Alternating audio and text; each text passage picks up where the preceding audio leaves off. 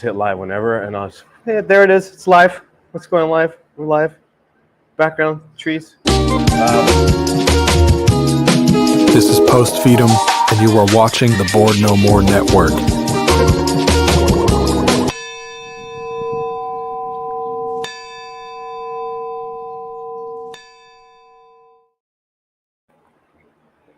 What's going on, boys and girls? Welcome to the show. It's just going to be the catch-up, jabbering, just to say hello, that we're still alive. We're still, we're still here, kind of, sort of, doing whatever it is that we do. Just let me know in the chats if everything is coming in clear in terms of audio and stuff like that. And Manny, can you hear me? Everything cool? Okay, I can't hear you when you're not on. Yeah, there you go. See, one thing we got to do is we have a totally different setup because we couldn't get our proper gear going. We're staying with a friend of ours.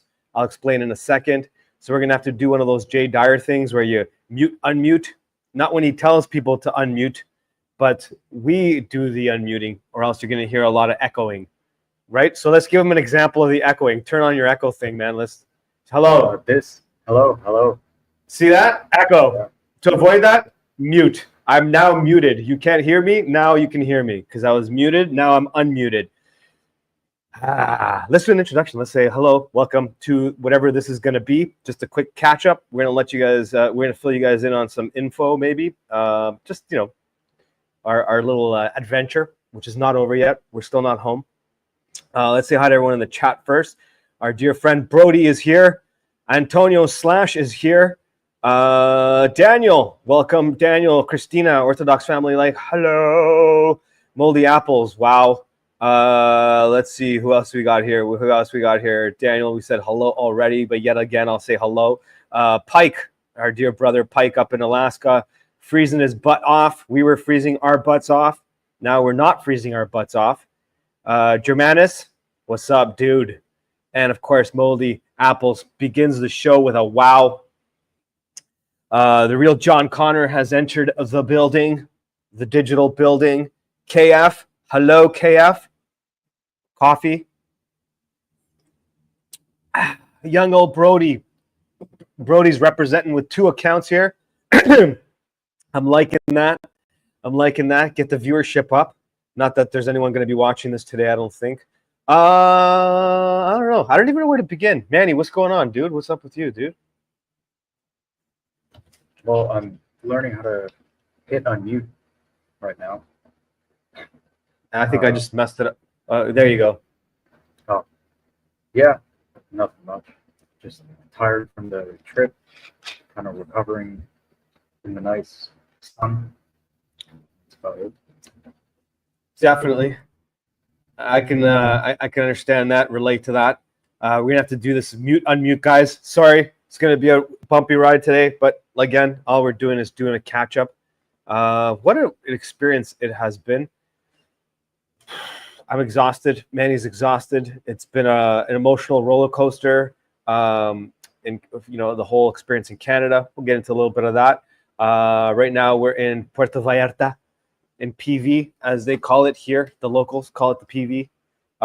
We'll be headed home to Querétaro soon. I guess we'll be there on the 21st, which would make the entire trip exactly 1 month. So we left Querétaro December 21st, and we'll be arriving January 21st. And what can I tell you? It has been an interesting ride. We shared a little bit about Canada last time we were in the last live stream we did. It was an SOS radio, I believe. Man, everything seems hazy. Everything is blurry.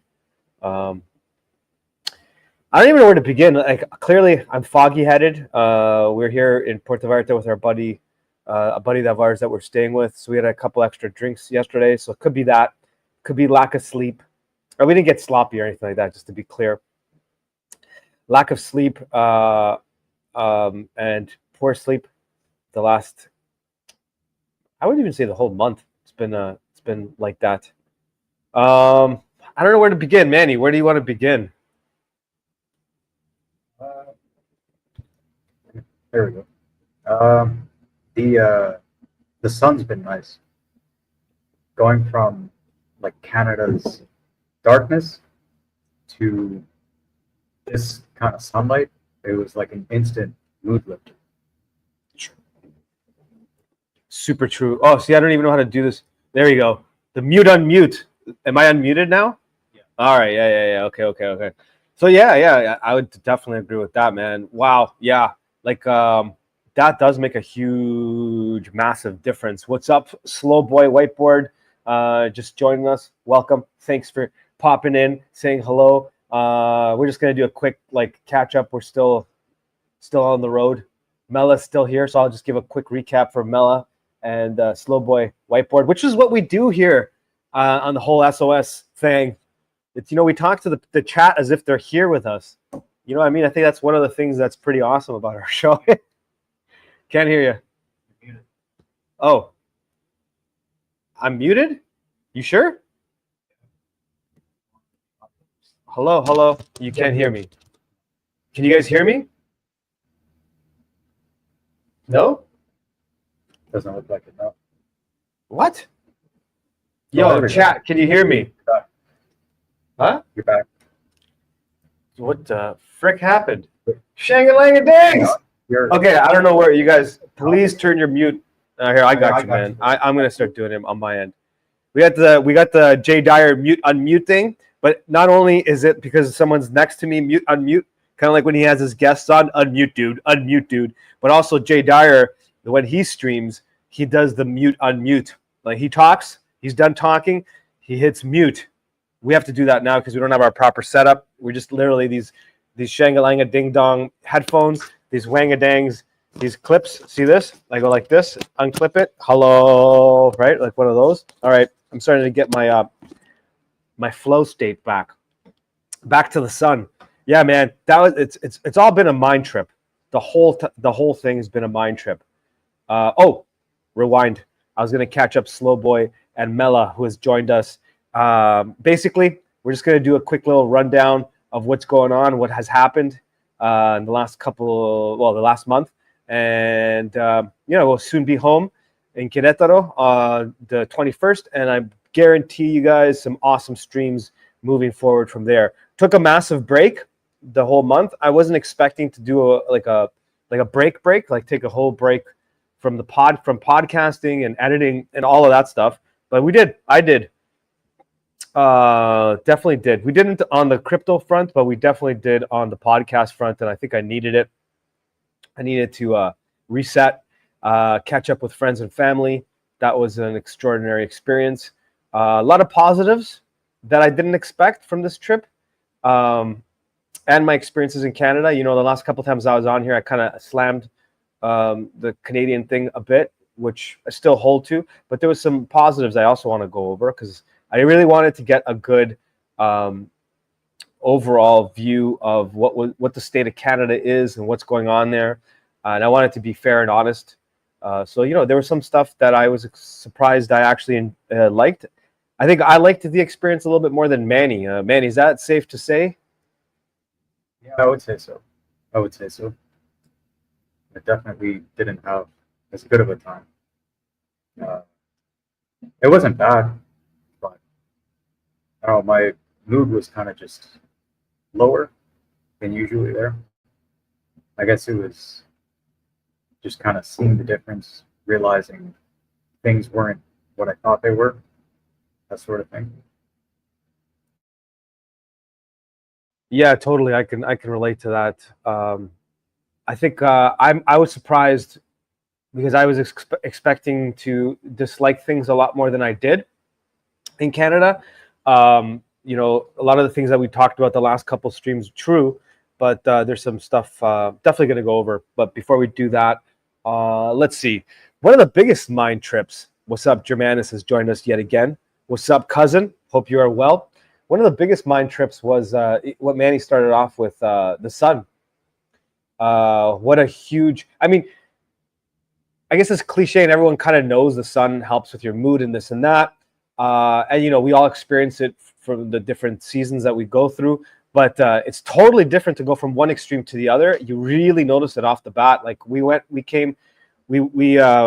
Puerto Vallarta, which is much hotter than Querétaro. Well, we went from Querétaro to Puerto Vallarta, and Querétaro is cooler than than PV.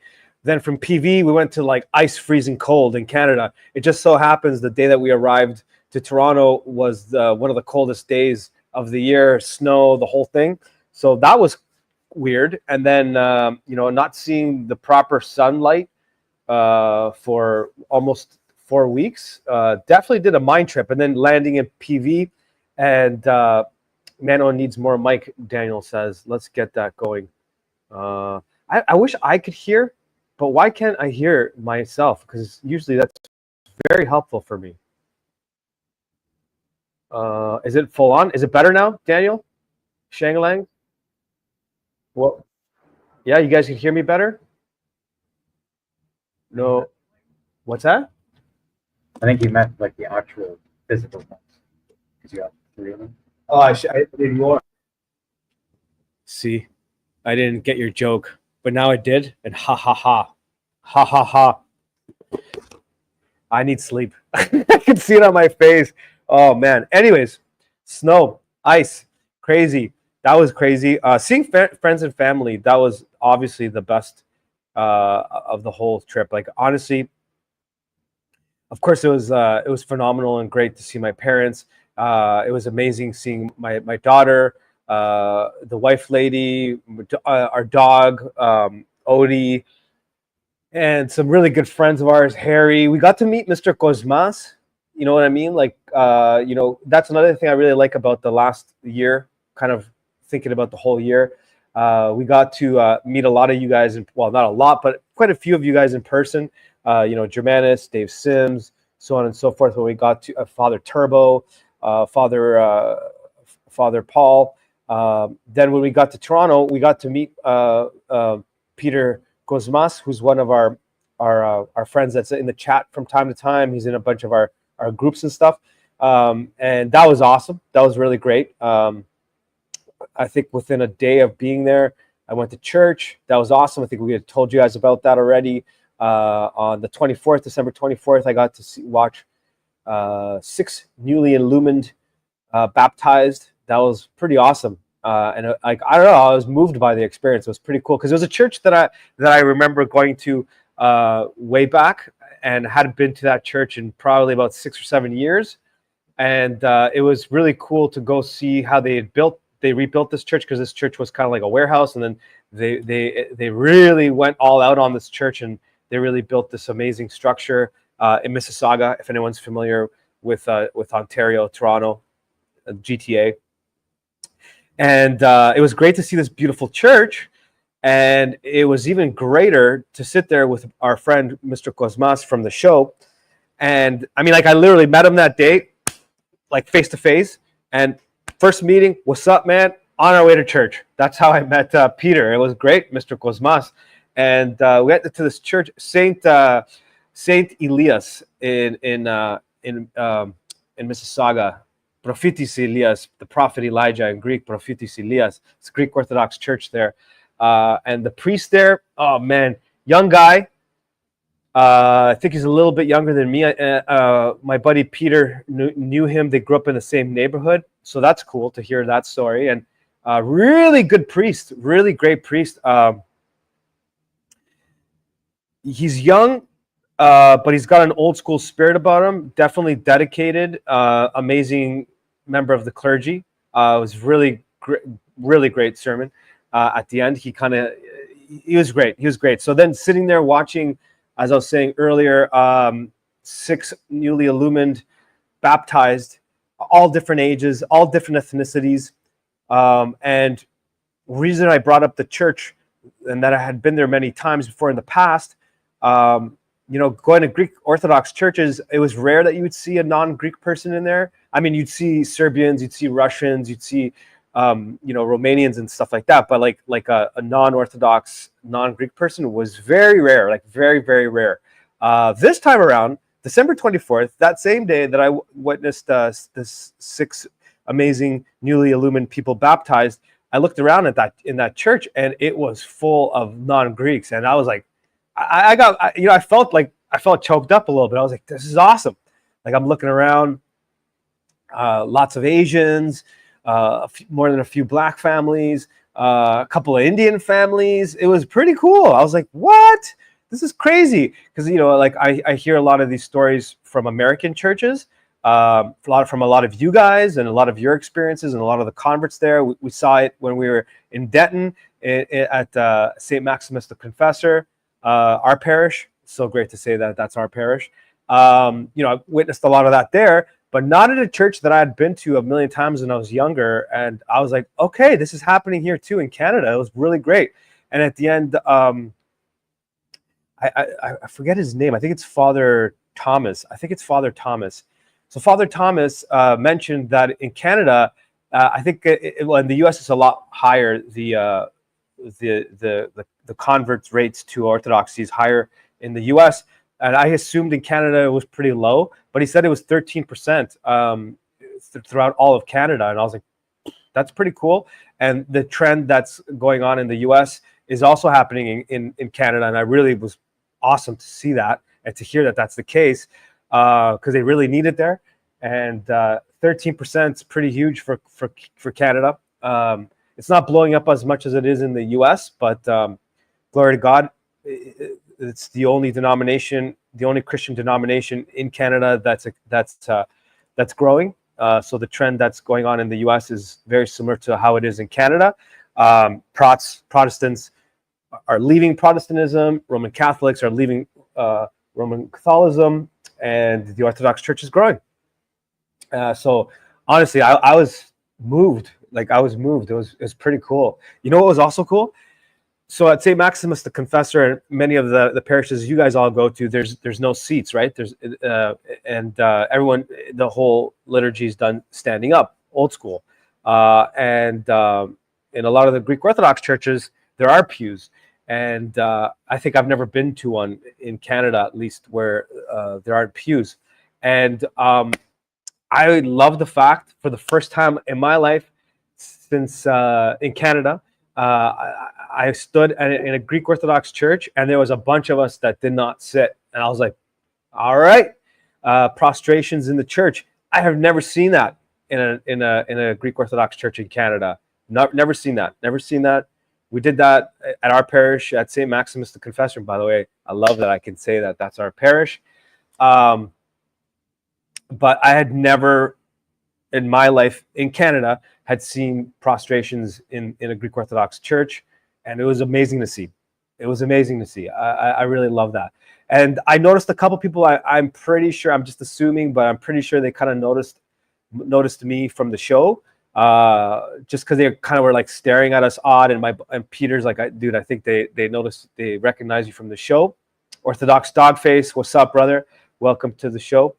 We're just doing a catch up, my friend. It's going to be a quick one today.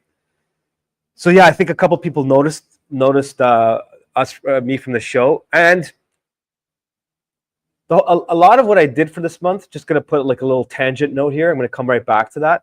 I paid attention to my emotional state. I paid attention to my mental state, and I paid attention to my spiritual praxis and lack thereof in some cases. And I just observed my thoughts a lot more and my emotions a lot more. I looked internally, to see ego.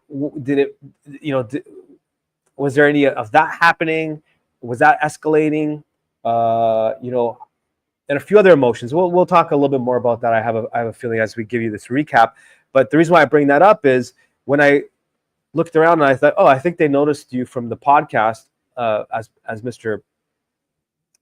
Cosmas mentioned. Orthodox Boomer Grandma, welcome. Oh, it's great to see you. Great to see you, Orthodox Boomer Grandma.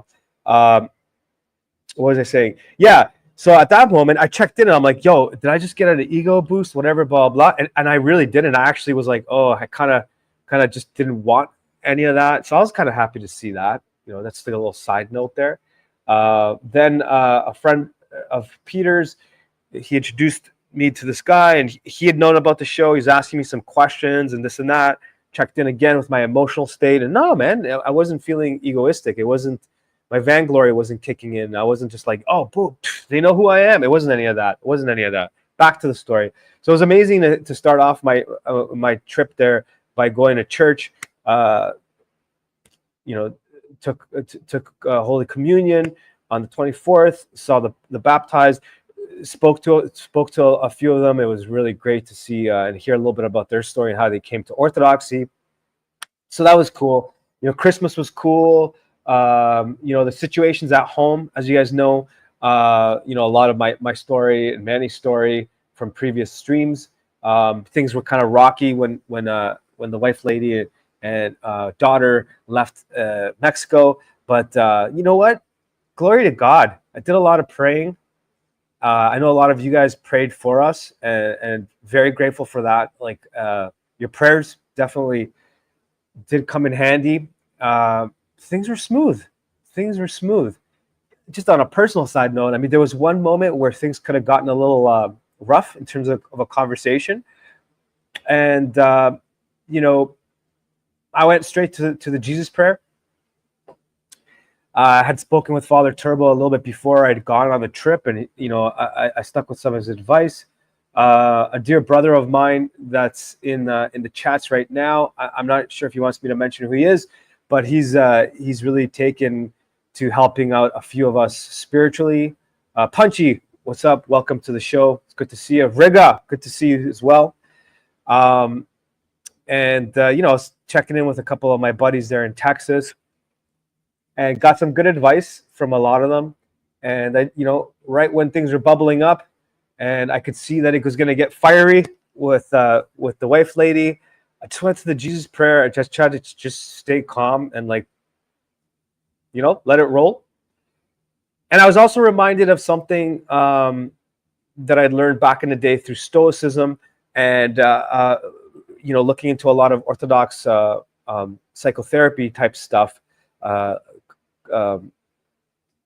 was reminded of a lot of that Stoicism made its way into some of the way we view our psychology, both secularly and as well as it fits with a lot of the stuff that we learn through Orthodox psychology or psychotherapy. But try not to worry about things you have no control over, and just kind of only deal with what you have control over. I know it's cliche to say, and sometimes we forget these things because they're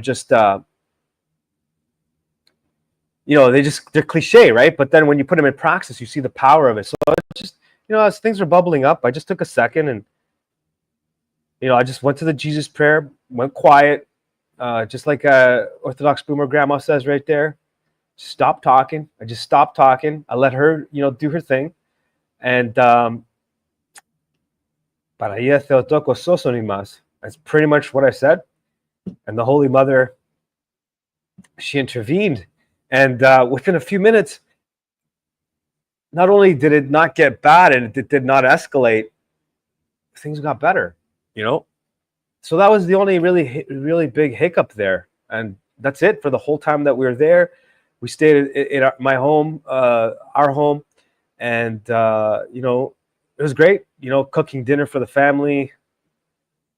Yeah, it was a crazy emotional ride. Seeing my parents, I'm even just getting emotional thinking about some of it. It's pretty awesome, and I didn't realize, let's see.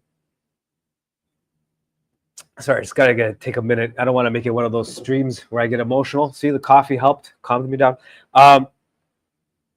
Yeah, I think I took a lot of people for granted. I think a lot of people took us for granted.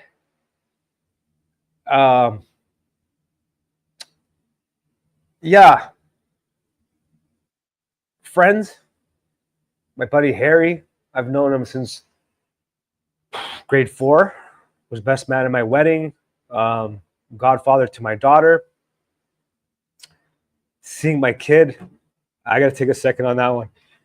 Let's change the subject to something else for a minute. I'll come back to it. But overall, it was a really great trip. So like the last couple times I was on here, I kind of just gave more of a negative review of Canada, and I stick by it. Comfortably numb is the best way of putting it. Usually I like to come up with my own catchphrases and not borrow someone else's, but Pink Floyd, I have to just say, like, they put it best. People in Canada, in Toronto, I'll just keep it to Toronto. Toronto just seems comfortably numb. And I was very surprised with a lot of people that don't have a lot of the same opinions I do and Manny does both politically speaking, geopolitically speaking. What occurred in the last couple of years from 2020 onward. Spiritually, don't agree with us as well. When it came down to a conversation, I'd bring up the things, I would call them the three pillars that aren't holding up Canada. Number one, the economic situation there is, I don't know, it's not repairable. Like, there's no way economically they could repair.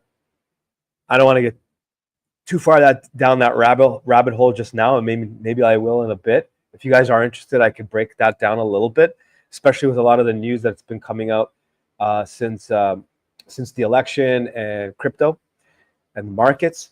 My opinion differs a little bit from some of the people in our community.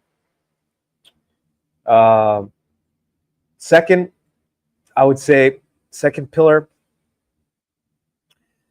is the illegal immigration, let's call it. It's pretty rampant. It's pretty obvious. Toronto has always been a highly multicultural city. I grew up in neighborhoods where, most of Toronto was always like that. It's not as segregated as some of the American cities I've visited over the years. Not segregated at all. Like, within 5 minutes of a stroll down any street in Toronto, you'll run into every single race you could probably imagine, and some that you don't even know exist. And that's cool. Never bothered me. It's never a problem. That's been like that ever since I can remember. But this time around, how do I put this? The legal Torontonians of all races, including immigrants like my parents and Manny's. Well, no, his parents aren't.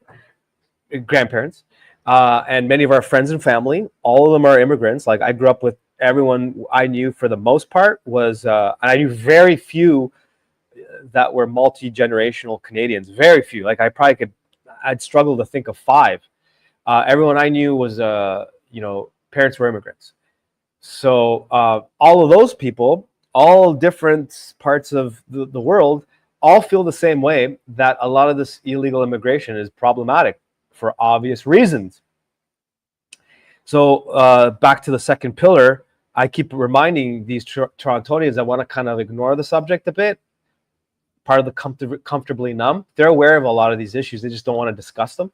They just kind of hope that they'll go away. And some people have false hopes with electing this problem away. Not a fan of thinking that way. You can't vote harder, you know what I mean, despite what people think. Especially in Canada. And I have to say, it is obvious within seconds of leaving the airport. And they make it quite clear. Like, you could see, let's say, a person from a particular country where a lot of this illegal immigration is coming from. You know what I'm saying? Fill in those blanks. You know what I'm talking about, right? A person that's from a similar place that came there legally, that has been there for a while, they don't like the illegal immigration. So it's not just like, let's just make that clear. Where does that lead? So back to the second pillar, whenever I asked about the second pillar, I'm like, where do you see this going? Do you see it going like it is in London, in the UK? Because that's what I see. You know what I'm saying? And it's pretty clear. There's an entire area outside of the major Toronto district. I'm not going to name it because I don't want to cause any blah blah blah. It's another thing I try to think I'm going to avoid the blah blah blahs. They literally had 2 or 3 parades / protests full of these illegal individuals that also are connected to how do I put it? Organizations that are clearly considered. I can't spell.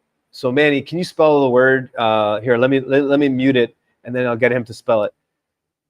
I don't know why it's not unmuting. Well, turn it on. TERRORIST.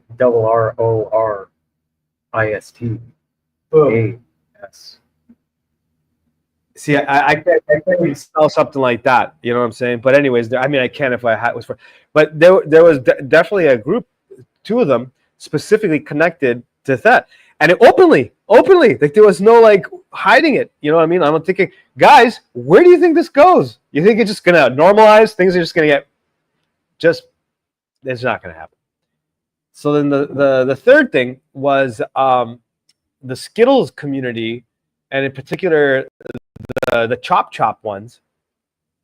They like to chop things off, you know, and they like to bend the concept of male and female. You know what I'm saying? It's everywhere, like everywhere. To put things into context, as you've heard from me many a times, I worked for 7 to 8 years at the most woke company possible, Lush Cosmetics. Openly the most wokest. Like, I am talking about hyper woke. I've explained this before on many streams, but I'll tell you again. Oh, Sammy, let's talk about Sammy too. And like hyper woke. Like when I started there in 2014, they were building bathrooms just for the choppy chops, right? Back then. At that point, people weren't even calling them woke. They were more SJWs. They were openly like putting up signs everywhere that they were proud of that. I mean, talking about like hyper woke. Let's put it this way: the first two choppy chops I ever like, you know, the trans Jengas. You know, remember the game Jengas, trans Jengas? Those guys, the first two I've ever seen in my life were at Lush, and it wasn't like you would walk down the street and see any of these situations. You just wouldn't. But this time around, I lost count. Like, I lost count. I think within the first, the first 10 or 15 days, I was up to like 23 or something like that. The first day, like, okay, the second day, because we got there, we landed, we were just, you know, decompressing. And then the next day, we went to Costco, right? And we went to the Costco, and it wasn't even in the heart of the city. And that day, Manny and I saw four.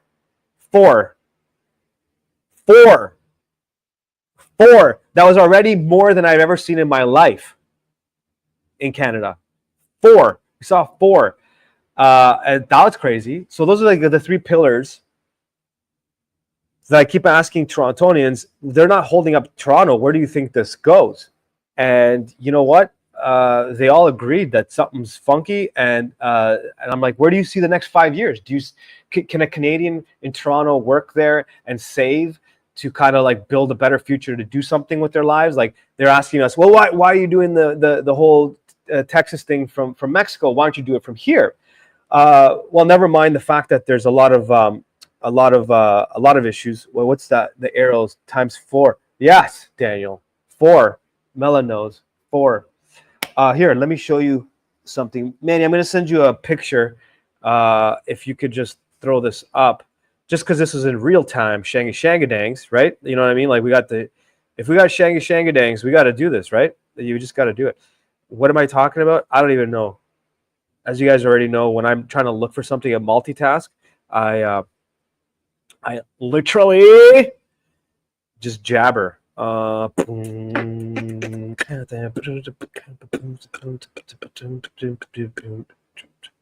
Where is that picture? Where is? Here you are. Boom.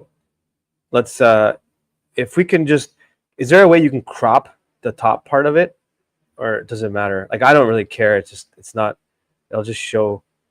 Are you guys still with me? Are they still with me?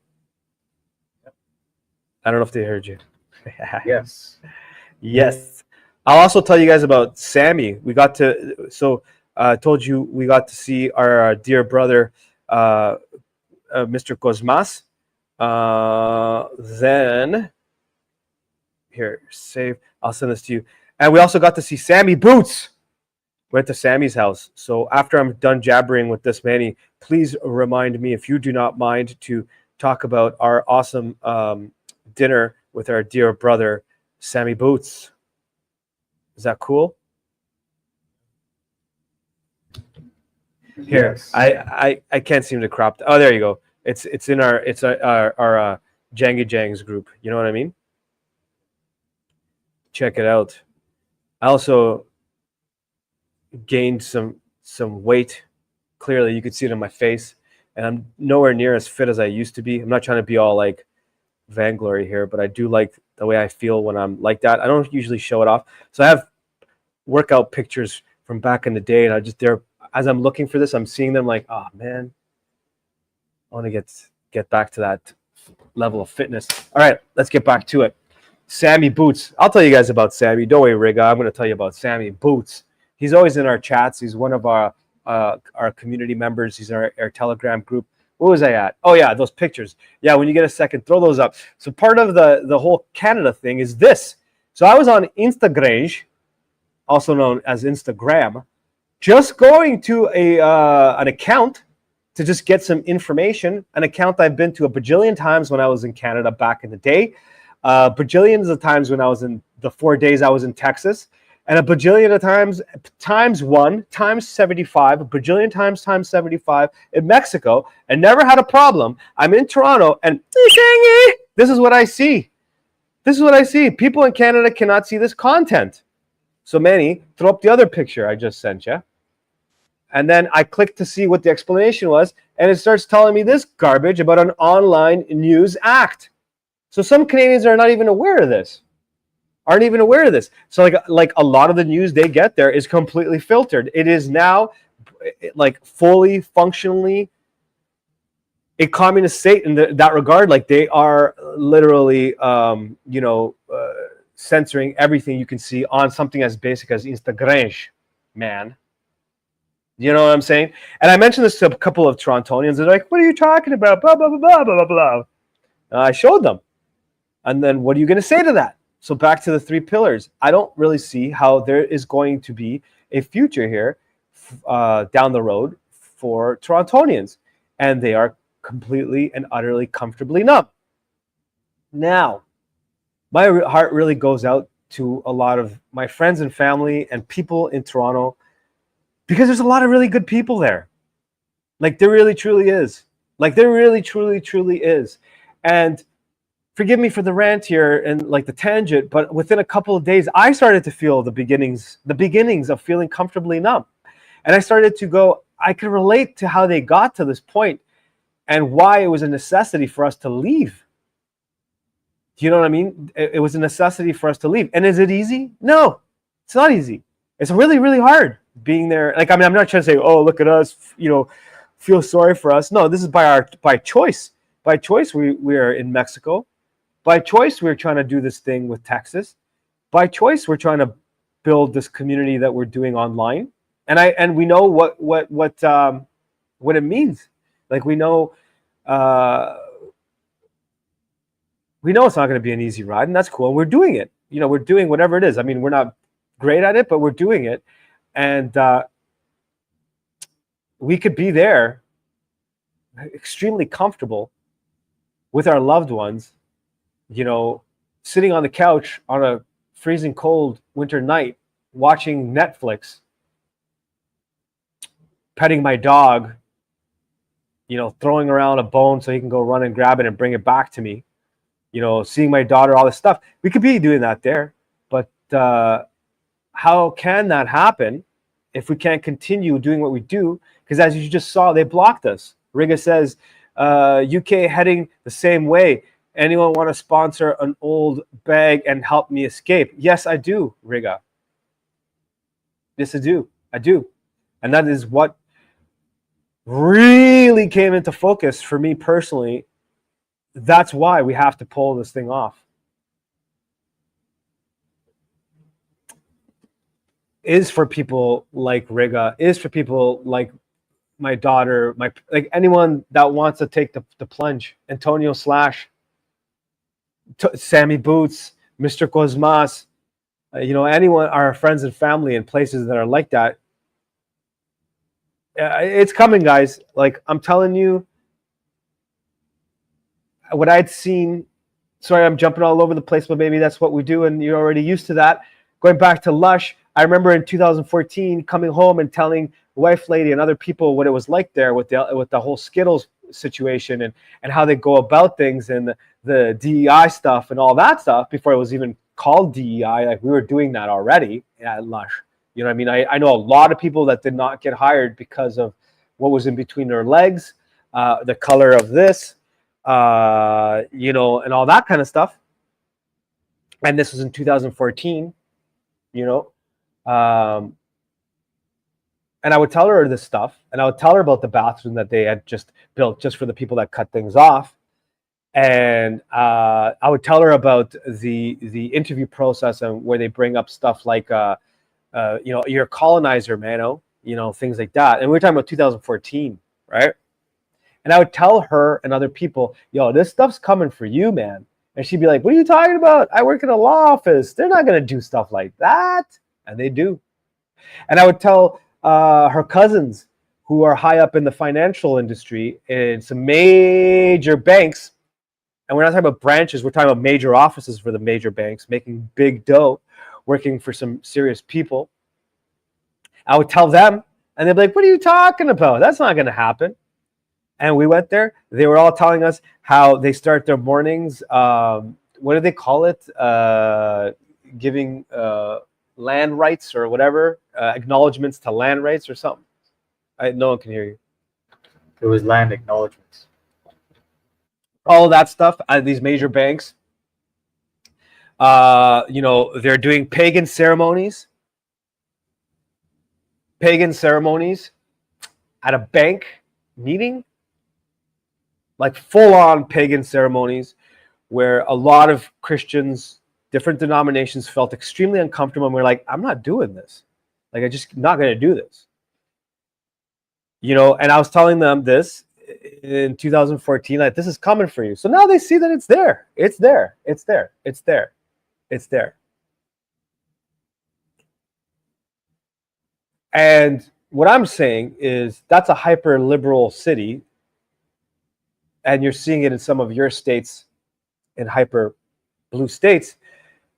But do not for a second think that they're not going to try to attempt escalating some of this stuff. In my opinion, I don't want to go too political. I just think let's all be careful. And there's far more reason now than ever to work as hard as we possibly can. And I'm talking about us here, you know, to build something that we can. Proper community. And again, like as I've said 100 times, we're not talking about you know, things that I've been accused of trying to build some sort of off-grid you know, cult-like community Orthodox thing. No, that's not what we're talking about. So if you don't know what I'm talking about, go back and watch some of our streams on, you know, Texas Calling and a few of the other ones where we talked about breaking down what we have planned. But this community, what we're doing online, you already see the fruits of this labor. We've met a number of the people that we've talked about. A number of people reached out to us and said, hey man, I need a priest. I need to talk to a priest. And we try to help them out.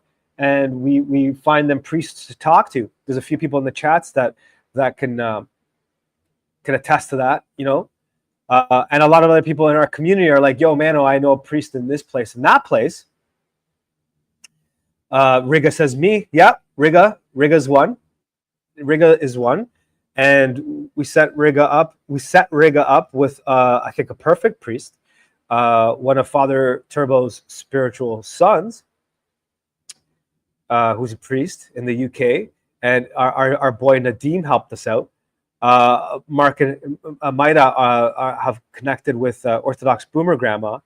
And like, that's amazing that they're there just doing great. And I love to hear about that. I'm going to reach out to Mark soon and catch up with my dear friend and see. I hope he's all right. He's doing good. I love that happened. We met, as you guys know, Dave Sims and Germanus in the you know, I keep repeating myself, but I think it's important to kind of put this all into context. Daniel, you know, met up with Mela face to face. You know, we met Mr. Cosmas face to face. Went to church. with Mr. Cosmas. He came over to my house for dinner for my daughter's 16th, sweet 16th. Wow, I get like emotional every time I say my daughter. Wow, that's crazy. But it's good emotions. It's not bad. She's doing amazing. Elias is struggling. Oh no, why? It's struggling in a good way, like he's too busy, Orthodox boomer grandma, or in other ways. It's all good. Glory to God. Yeah. You know what, Orthodox boomer grandma, I owe you a phone call. Anyways, I'm gonna once I get back to Querétaro, I have a long list of people I need to connect with, and you're on my list, Alexandra. 78. Yeah, my dad's up there too. My dad's hitting 79, on his way to 80. My mom's turning 77 soon. So, you know, we back to the whole community thing. You know, yeah, I'm seeing it work. You know, I'm seeing a lot of people get help out of it. Another dear brother of ours in Mexico, we set him up with someone in Texas to help him out. You know who you are, and you know he's getting help through our parish too. You know, back to Mr. Cosmas. I had him over for my daughter's 16th birthday with my family, and that was cool to to sit there having dinner with my family. It was a very small gathering and an intimate gathering, and you know, it was really cool to see. There was a Orthodox brother there that we met through the podcast, you know, and we went to a monastery with him. Manny joined us on that trip. He didn't come to the church with us because Manny spent time with some of his immediate family, oh yeah, Mela met OBG as well. That's pretty awesome. Oh, and Christina and Alexandra also met up. You know, that's another one. That's another one. If I forgot any other connections, please reach out. Let me know. Oh, first person attended his first liturgy at St. Maximus the Confessor. That's pretty awesome. He met up with Germanus. That's pretty awesome. Like, come on now. That's pretty cool. I think that's pretty cool. I think that's phenomenal. And back to Mr. Cosmas. So Manny, myself, and Mr. Cosmas, we went to a monastery that was started by Elder Ephraim. The monastery is Mr. Cosmas took us, and the monastery is to Saint Cosmas Oetolos. That's the monastery attached to a nunnery. That was awesome. And we went there for Theophania. And I was a bit moved yet again, because again, remember, I grew up as a Greek kid in Toronto, so I'd been to these churches before, and they were never fully empty and full, and you know, it was just for Pascha and a couple of key events where they'd be full, but for the most part they were kind of empty. But seeing this monastery, and it was pretty far from the major city, packed, and I was really happy to see a lot of Greek ladies with headscarves, which you don't see as much anymore. Just a little bit of a side note. Our dear brother, Mr. Cosmas, respect to Peter Cosmas for his love and support on many fronts. You know, I want to get him on, and we should talk. We should talk, because he knows this stuff. He pointed out that one of the reasons why Greeks in particular, some Serbs as well, and this and that, don't wear the headscarves. It's not because they're. I mean, are modern day Greeks more liberal than most other Orthodox? Yes, definitely in North America they are, but that is not why they stopped wearing headscarves in Greece. One of the reasons why they backed away from the headscarves was because during Ottoman rule, because a lot of the Ottomans would force headscarves on women. It was kind of like almost like a protest. To separate themselves and to let them know, no, we're Orthodox. That's one of the reasons why they stopped it. But back to the monastery, it was great to see. It was old school. It was old school. It was a Greek monastery,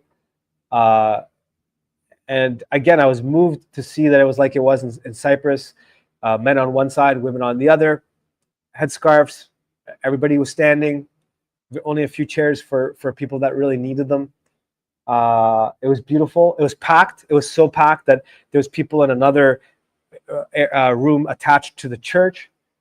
I was moved by that. Like I was, because for a long time, the Greek church in Canada seemed to be kind of dwindling, and yeah, it was great to see. I was moved by how many kids were in there on a Monday, first day back to school.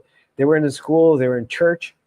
You know, because that's not a common thing that I grew up with in Canada. I noticed that in Texas at St. Maximus. You know, they're awesome. Our parish is amazing, incredible there, and I think you can pretty much attend daily and find someone in the church doing something. You know, it's not like that. Anyways, I digress. I think I've gone off a little too far here. Well, those are a lot of the positive things we saw there. You know, I don't want to make it sound like everything sucks over there. There's a lot of beautiful people there, and it got me thinking about a lot of things. Different approaches I want to take with how we do things moving forward. And I'm happy we took a break. Even though there was a lot of momentum behind the podcast, it probably wasn't a good time to take a break in terms of business. But spiritually, I think I really needed to step away. I needed to test myself. I needed to see the value of my praxis and their lack thereof. I didn't fall as deep as I thought into the dark stuff. Spent most of my time, if not, I would say all of my time, with family and friends only. Didn't do anything nuts. That is a comedy prop size. Oh yeah, it is. It absolutely. It's like bigger than my head. I can make it look. See, like that. Boom. So it was a good time. It was a good time to take a break. It was a good time to check in with myself, and I think it was for Manny too. I don't know. What do you say, Manny? Anything you got to say there, dude? Yeah, I mean, like I said before, there was a lot of disillusionment on both sides. So, like, you know, on the illusions I had on the good side were totally just came crashing down. But then a lot of the illusions I had on the bad side, like people not getting it or accepting it, things like that, that was definitely not what I was expecting. There were a lot of people that were quite angry, actually. They were mad. About what? A lot of the immigration thing is definitely a very thin thread over there. People are very sick of it. They're kind of getting antsy because no one wants to like hang out or anything like that. Like everyone there seems distant, and there's a few who still want to hang out, but there's also a few who like just don't want to hang out. It's a weird, distant thing going on. That's a good point. I forgot about that because that's something that we talked about a lot with the people that were there. Thanks for mentioning that. That's very important to talk about, and we'll get to Sammy Boots as well. We'll talk about Sammy as well. Yeah, I think across the board, everybody, other than one particular person who spent 6 months in Canada recently but was in Mexico for a long time, outside of that person, everybody, despite what they view the geopolitical situation to be, or whether they agreed with us on our political views and why we're in Mexico, and the whole and the narrative going on with the COVIDs thing, everyone agrees that something changed after they got out of that situation with the locking it down. After they got out of the locking of the downs, they realized now in hindsight that something changed internally, and you can clearly see it. Everybody, like I said, agreed that they isolate themselves a lot more, winter and summer, because they tried to say that it was a winter thing, and then I asked more questions. They're like, "Oh, no, it's kind of like that in general. People don't socialize at all. People that literally live around the corner from each other barely socialize. There's this hurt feeling that you see in their eyes. You know, talking to people in my age group, people I grew up with, like good friends of mine that, you know, are always accustomed to going for coffees or beers, hanging out every at least a couple times a month, you know, catching up with friends at least a couple times a month. They're just not doing that. And they have to like force others to do it, to just even go get a coffee. So, I mean, some of it is economic, but then the coffee, like they won't even go for coffee. It's almost like they would just rather stay home comfortably numb.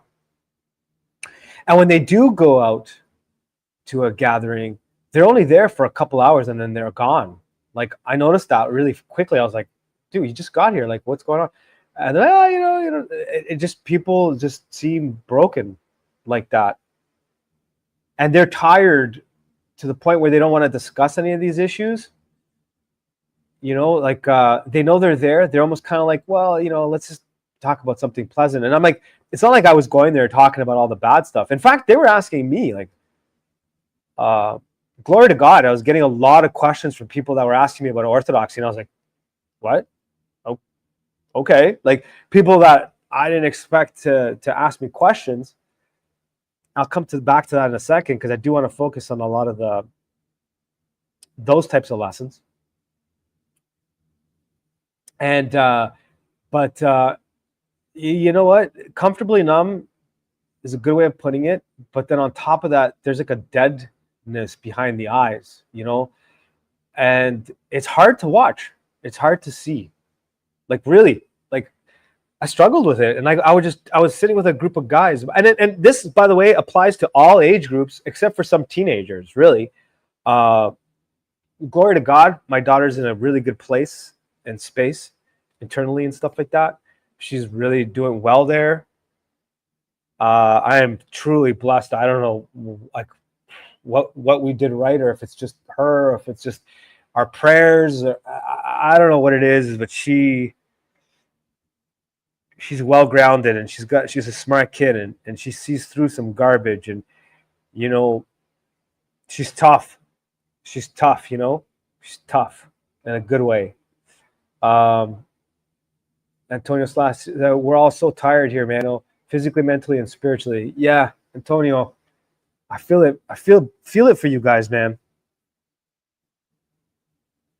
And the reason why I brought up my daughter, yeah, it's, you know, outside of that small age group of teenagers, most people there fit the bill to what we just described. People in their 20s, 30s, 40s, 50s, 60s, and up. No one socializes. No one does anything. As Antonio Slash said, they're tired physically, mentally, and spiritually. And it's hard to watch. It's hard to watch. It was hard to be around to some degree.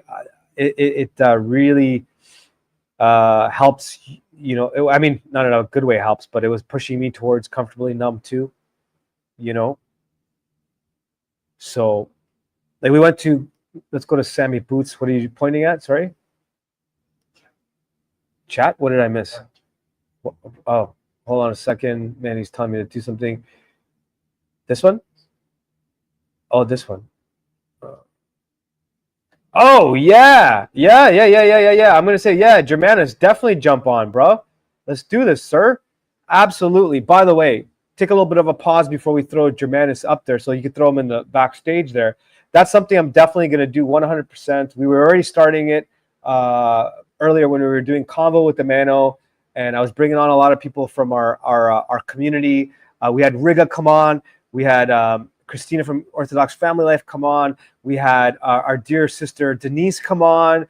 Who else did we have? Where Germanus came on. I mean, who else? Who else do we have? Manny, our show was like the show of the unveiling.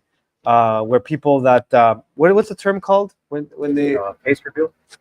Face reveal. Our show seems to be the face reveal show where people are in our Mela came on, where Post came on, Cyprian came on. You know what I'm saying? Mela had John Connor on her show. Manny, throw that episode in there. By the way, I am sorry I have not been able to. Daniel came on. Joseph Beard came on. You know, we had a whole run of people coming on. My apologies to everyone in the community, the Board No More. I just wasn't online very much, so I wasn't pushing a lot of people's episodes and shows. Orthodox Dogface, he was interviewed, and so it's really good to see everybody getting out there.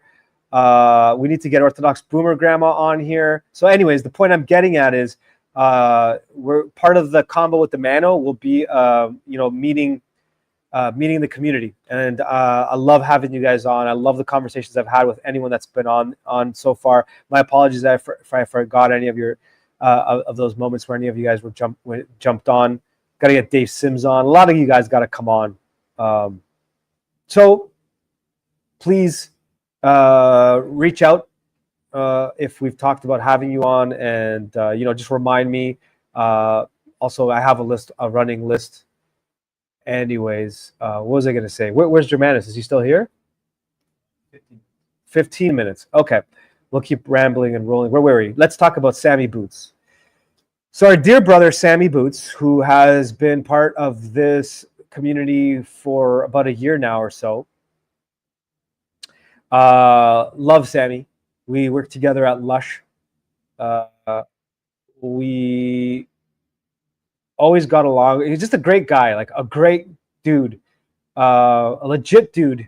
During the whole COVIDs, it was myself, Sammy Boots, and only a very few others that were like, "No, we ain't doing this woke chingy shangs narrative."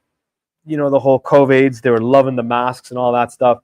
And like I've mentioned before, I'll make it quick. Even after they got rid of the mandates in Toronto about wearing the Shangri-La bangs on your face, they still tried to push that at Lush. And Sammy Boots stood up and said no, and he pushed back to the point where they had to call the authorities.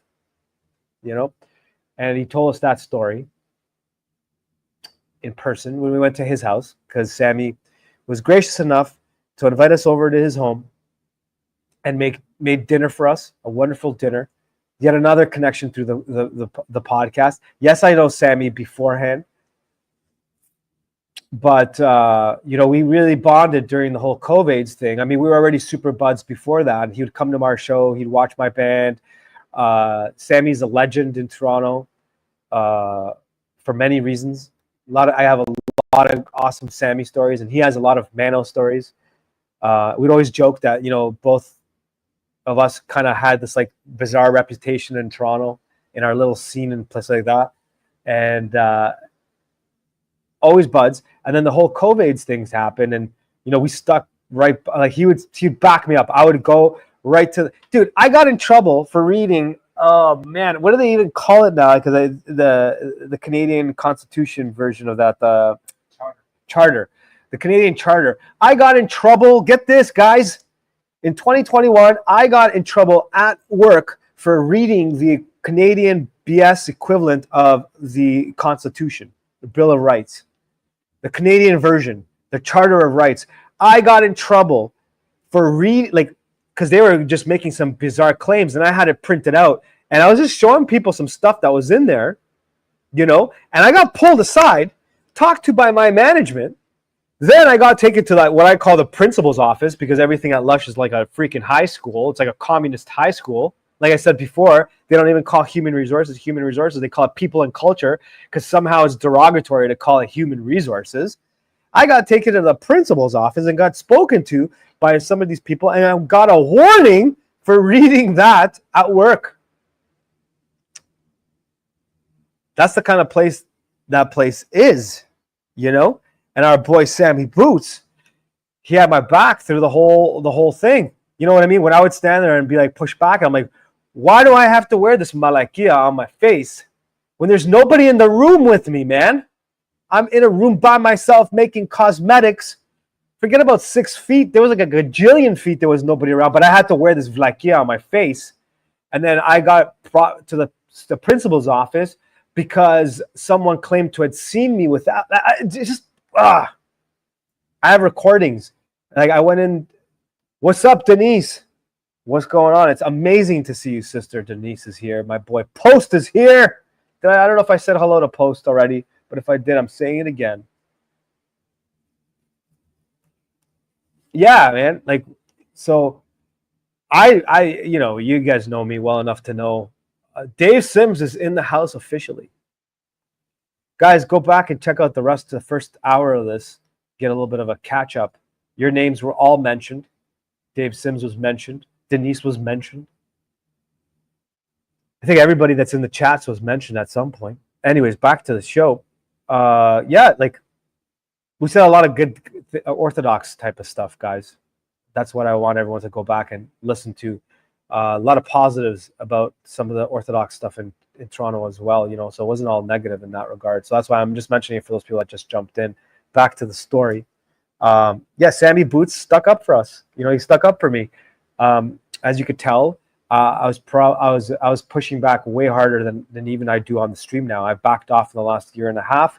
There's a lot of great content creators in our little bubble that are doing all that, so I don't need to do that. But I started off 2019, and some people that were asking me about like my views on stuff, I showed them why in 2019 I was warning people about what was going to happen in 2020 based on such things as the Lockstep document released by the Rockefellers in 2009. I even showed that to my dad. Page 18 of it, if you would like to see what I'm referring to, go to page 18 of that document and you will see where it outlines the looking of the downs. It outlines the wearing of the vlakia. It outlines that 2009. So I showed them that. I showed them Event 201. A bunch of the stuff, though I digress. The reason why I mention it is Sammy was hearing me talking about this stuff, and then in 2020, this thing happened. So back to Sammy Boots and a few other cats. At that time, like I was pushing back way more than I have been for the year and a half. So like people that watch our podcast now, if they were talking to me back in 2020, 2021, 2022, you'd be hearing a lot of other topics coming out of my mouth that comes on the show. A lot of more of the stuff that, you know, a lot of people are doing great work out there now. I'll leave it at that. I mean, I came to Mexico because a lot of people in that type of a community at that point were doing that. And that's how far we took it. Back to Sammy Boots. Anytime I would push back at Lush, and I would do it like, you know, calmly, and I would do it by bringing up good arguments. I wasn't just trying to cause a ruckus, even though they try to push me to cause a ruckus. But not many people stood behind me publicly at the place. But Sammy Boots was right there with me, man. And whenever he needed me to stand up with him, I was right there with him, man. And there's a lot of people that were cowardly saying stuff in the lunchroom, in the cafeteria, but they were scared to say things, you know, push back to the point. Sammy Boots, our boy Sammy Boots, invited us to his house. We went to his house, met his family, saw them again. And during the whole COVIDs, before we left for Mexico, he had us over at his house at the time. That was during the height of the looking of the downs. So it's illegal for me to have been at his house. But I went, and I enjoyed myself then. And then we went back a couple of weeks ago, and we had a great dinner with Sammy and his family. It was great to see him. It was great to see his family again. You know, and it was great to talk about God with Sammy. Sammy is not Orthodox, he's not Christian, he's a Muslim, but his views on some things were very different than I've heard from a lot of other Muslims. He's not closed-minded at all. He's very open to conversation. You know, he even views Christ, and forgive me, Sammy, if I'm speaking for you, but you know, please correct me privately if you're not comfortable with what I'm saying. But he's like, ask me any question. We had open conversations, and he views Christ as the Son of God. He you know, he views Christ as God. Like, and I was like, as the Messiah. He views Christ as the Messiah. I was like, I've never heard of a Muslim go down that road. And we had a great conversation, and it was a great dinner. You know, and that's another thing, is I had a lot of good conversations with non-Orthodox people who were very comfortable with some of the things I was saying. And believe me, I wasn't holding back with any of them. As you guys know me, I wouldn't do that. And I had a lot of great conversations with people, all different types of denominations, Christianity, Roman Catholics, some Prots, atheists, agnostics, some dear and beloved family members. I will keep them to myself, who are closer to a paganistic, Gnostic Christian, maybe a combination of those things. Great conversations, you know. And I saw the value of approaching those conversations. And again, I'm not criticizing anyone that's doing good work in terms of like apologetics or you know, for our dear brother, Mr. Westford. Shout out to Mr. Westford. Let Mr. Westford, I shout him out. You know, his clip was critiqued by Voice of Reason, Roman Catholic. And I think our dear brother, Mr. Westford, did a fantastic job. Lots of love for him. And I think there's an important role for a lot of our Orthodox brothers and sisters to be doing things like that. And it's not what I gravitated to, surprisingly. A lot of people that know me personally, they're like, dude, you should totally be debating. You should totally be doing things. Why aren't you doing more of that? Even my dad's like, yo, I'm surprised you weren't coming out swinging like some of these other dudes. And I'm just like, that's just not the way I feel called to go in that direction. Back to the reason why I bring this up. So I had a lot of conversations with some really great people in Toronto that are not Orthodox, not even Christian, and all that stuff. And you know, I try to apply some of the methodology or the ways I converse, as I did with the stream that when we talked to the two Calvinists, our dear brother John and his father Paul. You know, that approach. Try to take that approach and just have an open conversation with people, sticking to what I believe, you know, as an Orthodox Christian, you know, but not being more like combative, I guess, and be a little bit more, I don't know if I want to say philosophical, but I think you guys know what I mean. You know, find common ground and go from there. And then ask questions and have questions asked of me that some of them made me think. And I was like, I don't know if I can answer this question very well. Of course, I'd always follow up as like, talk to a priest. Of course, go to a church, talk to a priest. If I couldn't answer a particular question, I'd be like, you know what, let me come back to you with an answer to this, instead of me telling you what I think, because I could be wrong. Am I missing anything in the chats? I see some heartbreak. Is there something I should be commenting on, Manny? My son, New Age, shrooms.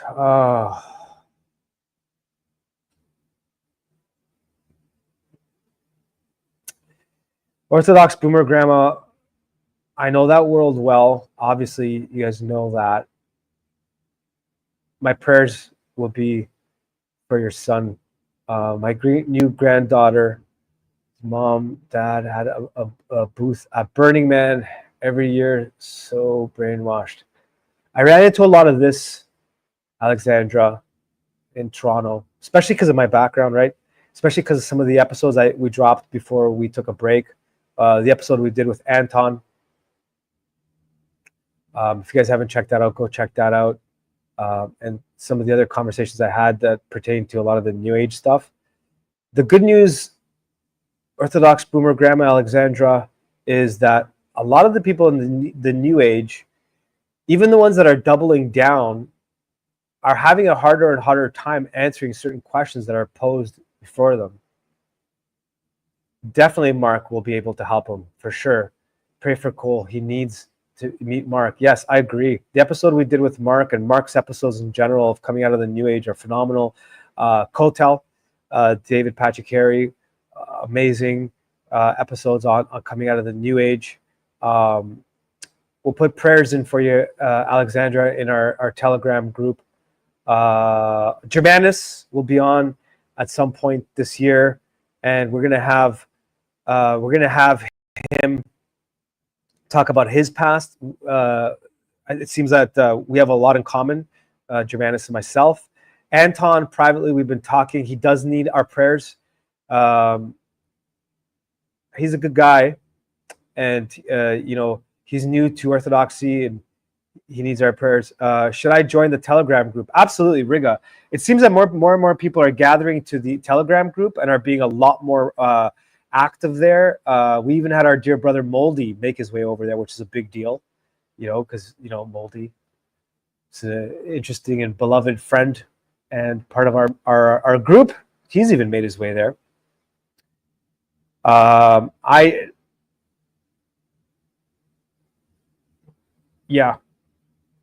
guess the point that I'm trying to say here is that I'm definitely going to focus heavily and as hard as I can.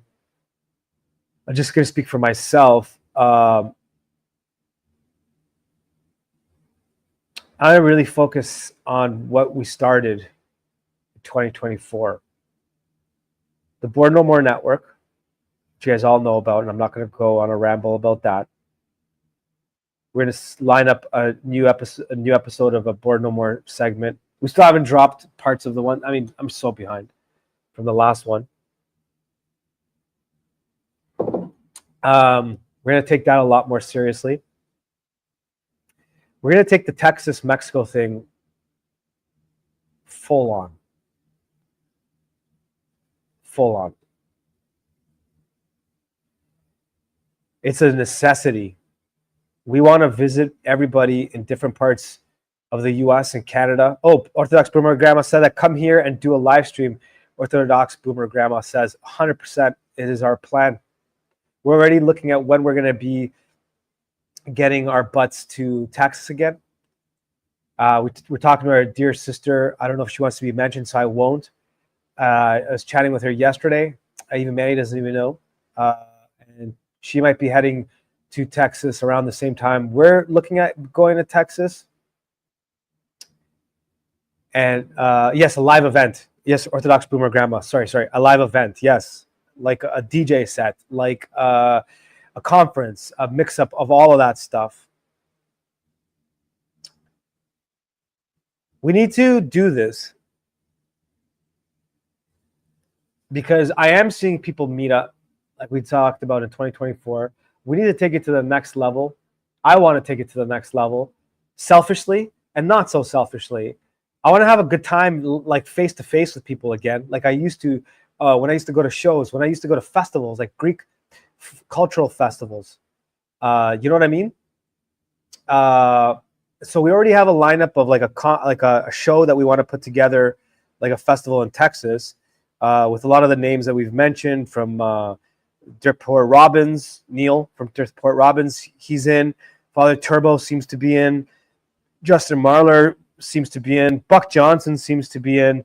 And forgive me if I'm speaking out of line. If any of you guys that I've mentioned, don't want me mentioning these things, let me know. But I know that they're openly full support of what we're doing. And we want to do shows. We want to do conferences. We want to do all of the stuff that we talked about in 2024, but we want to do it for real. And we want to start doing this thing where we travel from place to place like we kind of did, but we didn't in the last two trips to Texas and Canada. We didn't take pictures. We didn't take videos. We did this on purpose because we needed that personal time to meet with people. But moving forward, I want to make those events public. And like I said, with my band, it was great doing those shows. And I remember old school Greek festivals, like cultural old Greek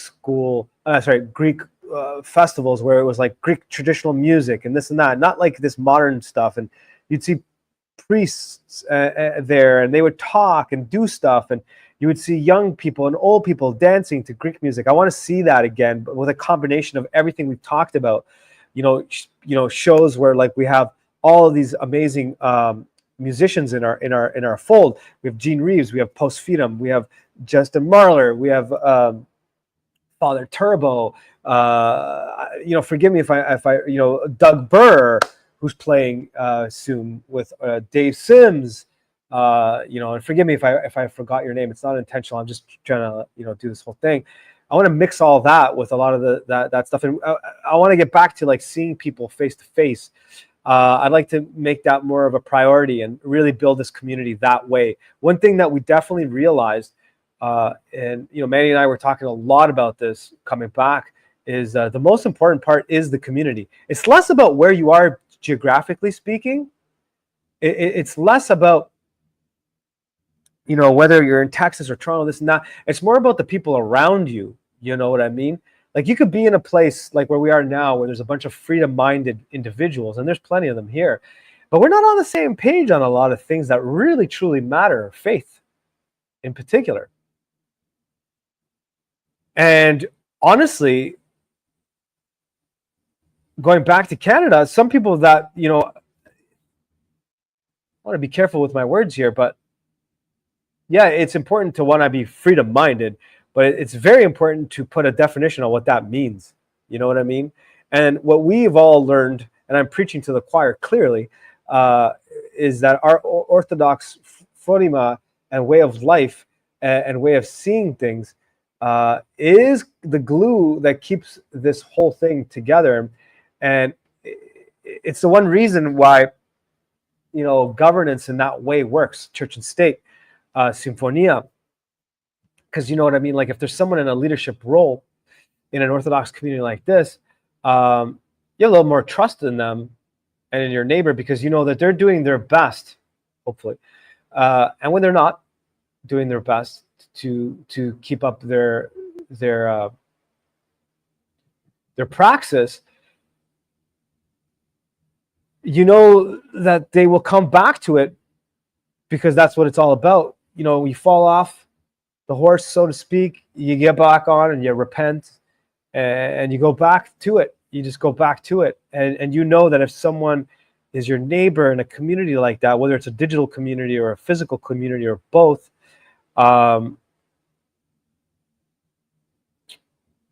you can trust that we have these common goals, morally speaking, spiritually speaking, and they'll keep us on track, right? And we all have that major goal in common. I see my brother Germanus is in the back. It's amazing to see his face. I'm going to bring him on in just a second. And I think that's a big thing that I want to focus on moving forward, is this Texas-Mexico thing. I realize more now than ever how important this is. I realize, like, seeing friends and family and people in Canada that are having a tough time and may not even feel like they have a place to go.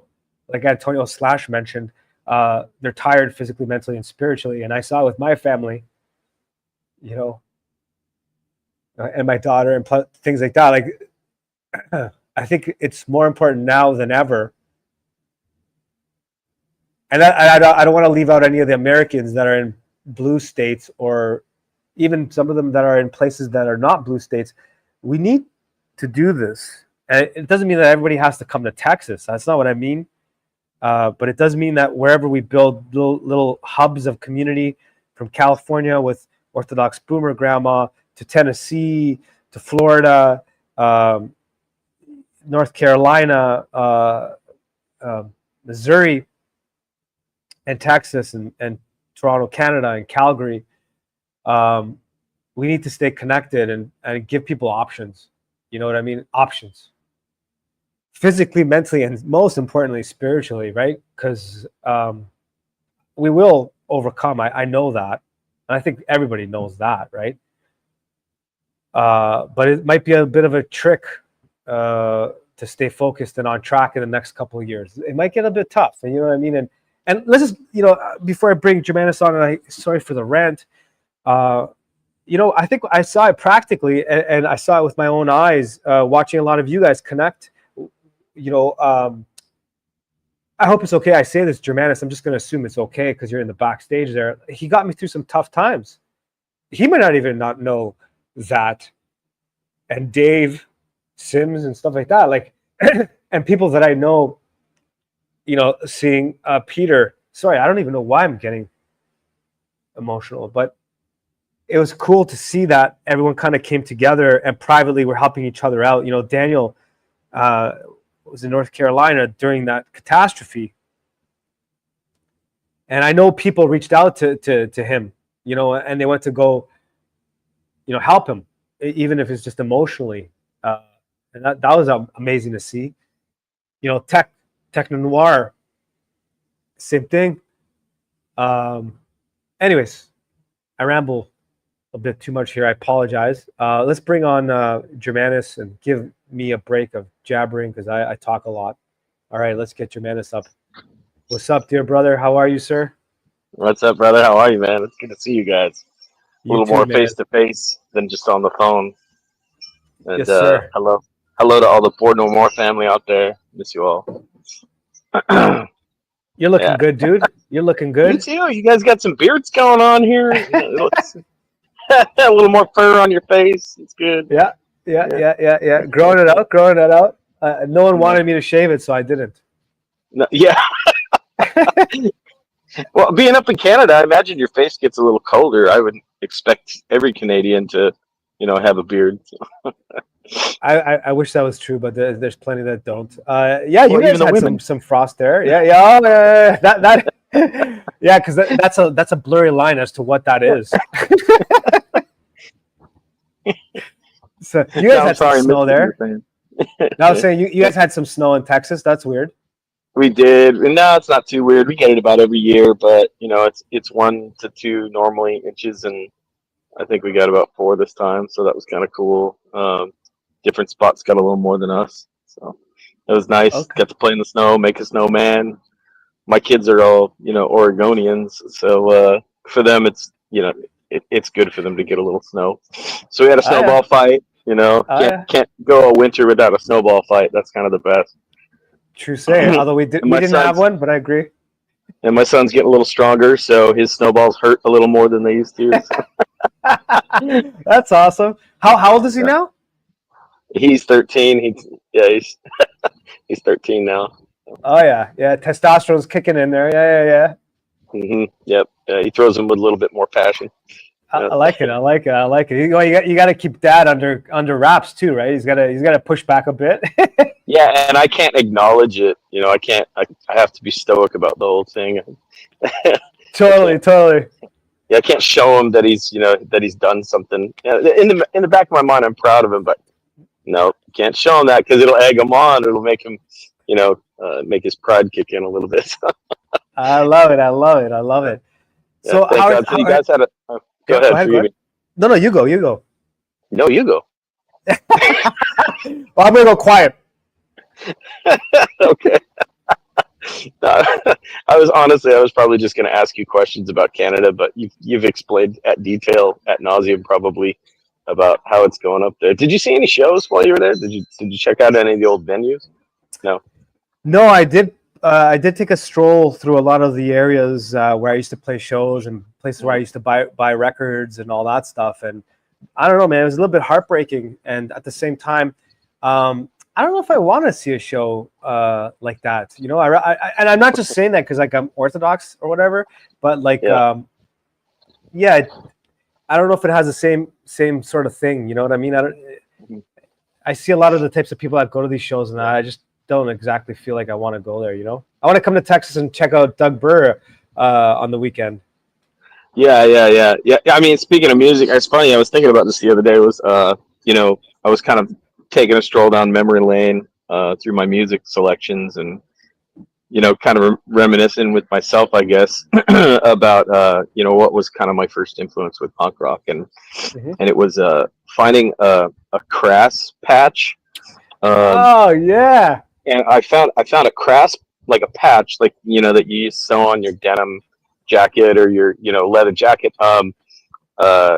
In a gutter when I was a kid. I was probably 12 years old, and I was skateboarding, and I saw this patch, and so it's got the anarchy symbol, but the crossbar of the A is a broken AK, if I remember correctly, and so I saw it, and I was like, I kind of, I was interested, like, what is this? This is kind of cool. And I think my mom had just taken me like the year before up to DC and Philadelphia, and so I saw the Vietnam Memorial, and it really like kind of impacted me to be there. Probably I was born in 1976, so for me, that was like the year that my dad was entering into Vietnam, or he entered in 75. I think it ended in 76. And so, so I don't know, for whatever reason, I was really, as a kid, kind of like emotionally attached to the fact that Vietnam era had ended, and it was such a big war. And I had a Time Life magazine, like big book with all these photos of Vietnam War, heads and on pikes and people trapped in barbed wire and all the mess of war, which was terrible. But for some reason, all of that war had really impacted me. So when I went to DC and got to see the memorial and read all these names and put my hands on it, it was kind of it's kind of weird, because now I'm thinking about it. It's like, that's kind of like national veneration, right? Yep. Yep. And but it moved me. And so then the next year, flash forward, I see this crass patch, and I'm like already kind of moving towards kind of this like anti-war mentality, I think, in my head. And so I picked up this patch, and I went to my local comic book store, and I asked the guy who's, he's a few years older than, he's probably 10 years older than me, the vendor. And I asked him, hey man, what's this? And he's like, oh, and he took me down like the punk rock rabbit hole, and, spanned everything from like X-ray specs and the Pixies and, Flock of Seagulls, I think, even Love and Rockets, stuff like that, to like all the way to like the really hardcore, Exploited and, GBH Charged.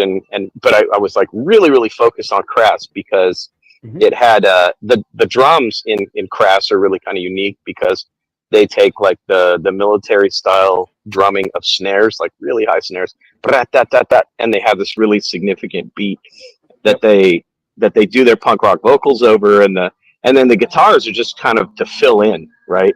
And they're not very good guitar, but the drumming and the vocals are really important, and the lyrics specifically in Crass, I didn't know it at the time, but they're like totally.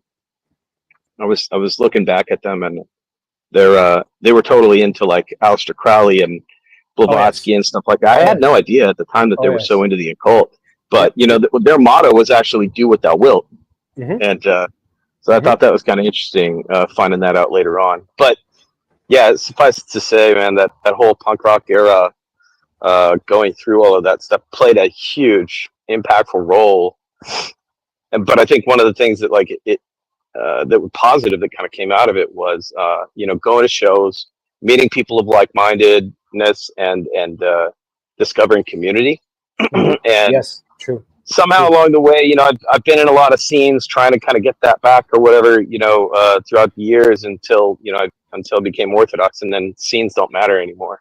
But there's something about, just this network that we've got that kind of harkens back to the way I used to feel in the punk rock scene, in that community, like, feeling a bond between everybody.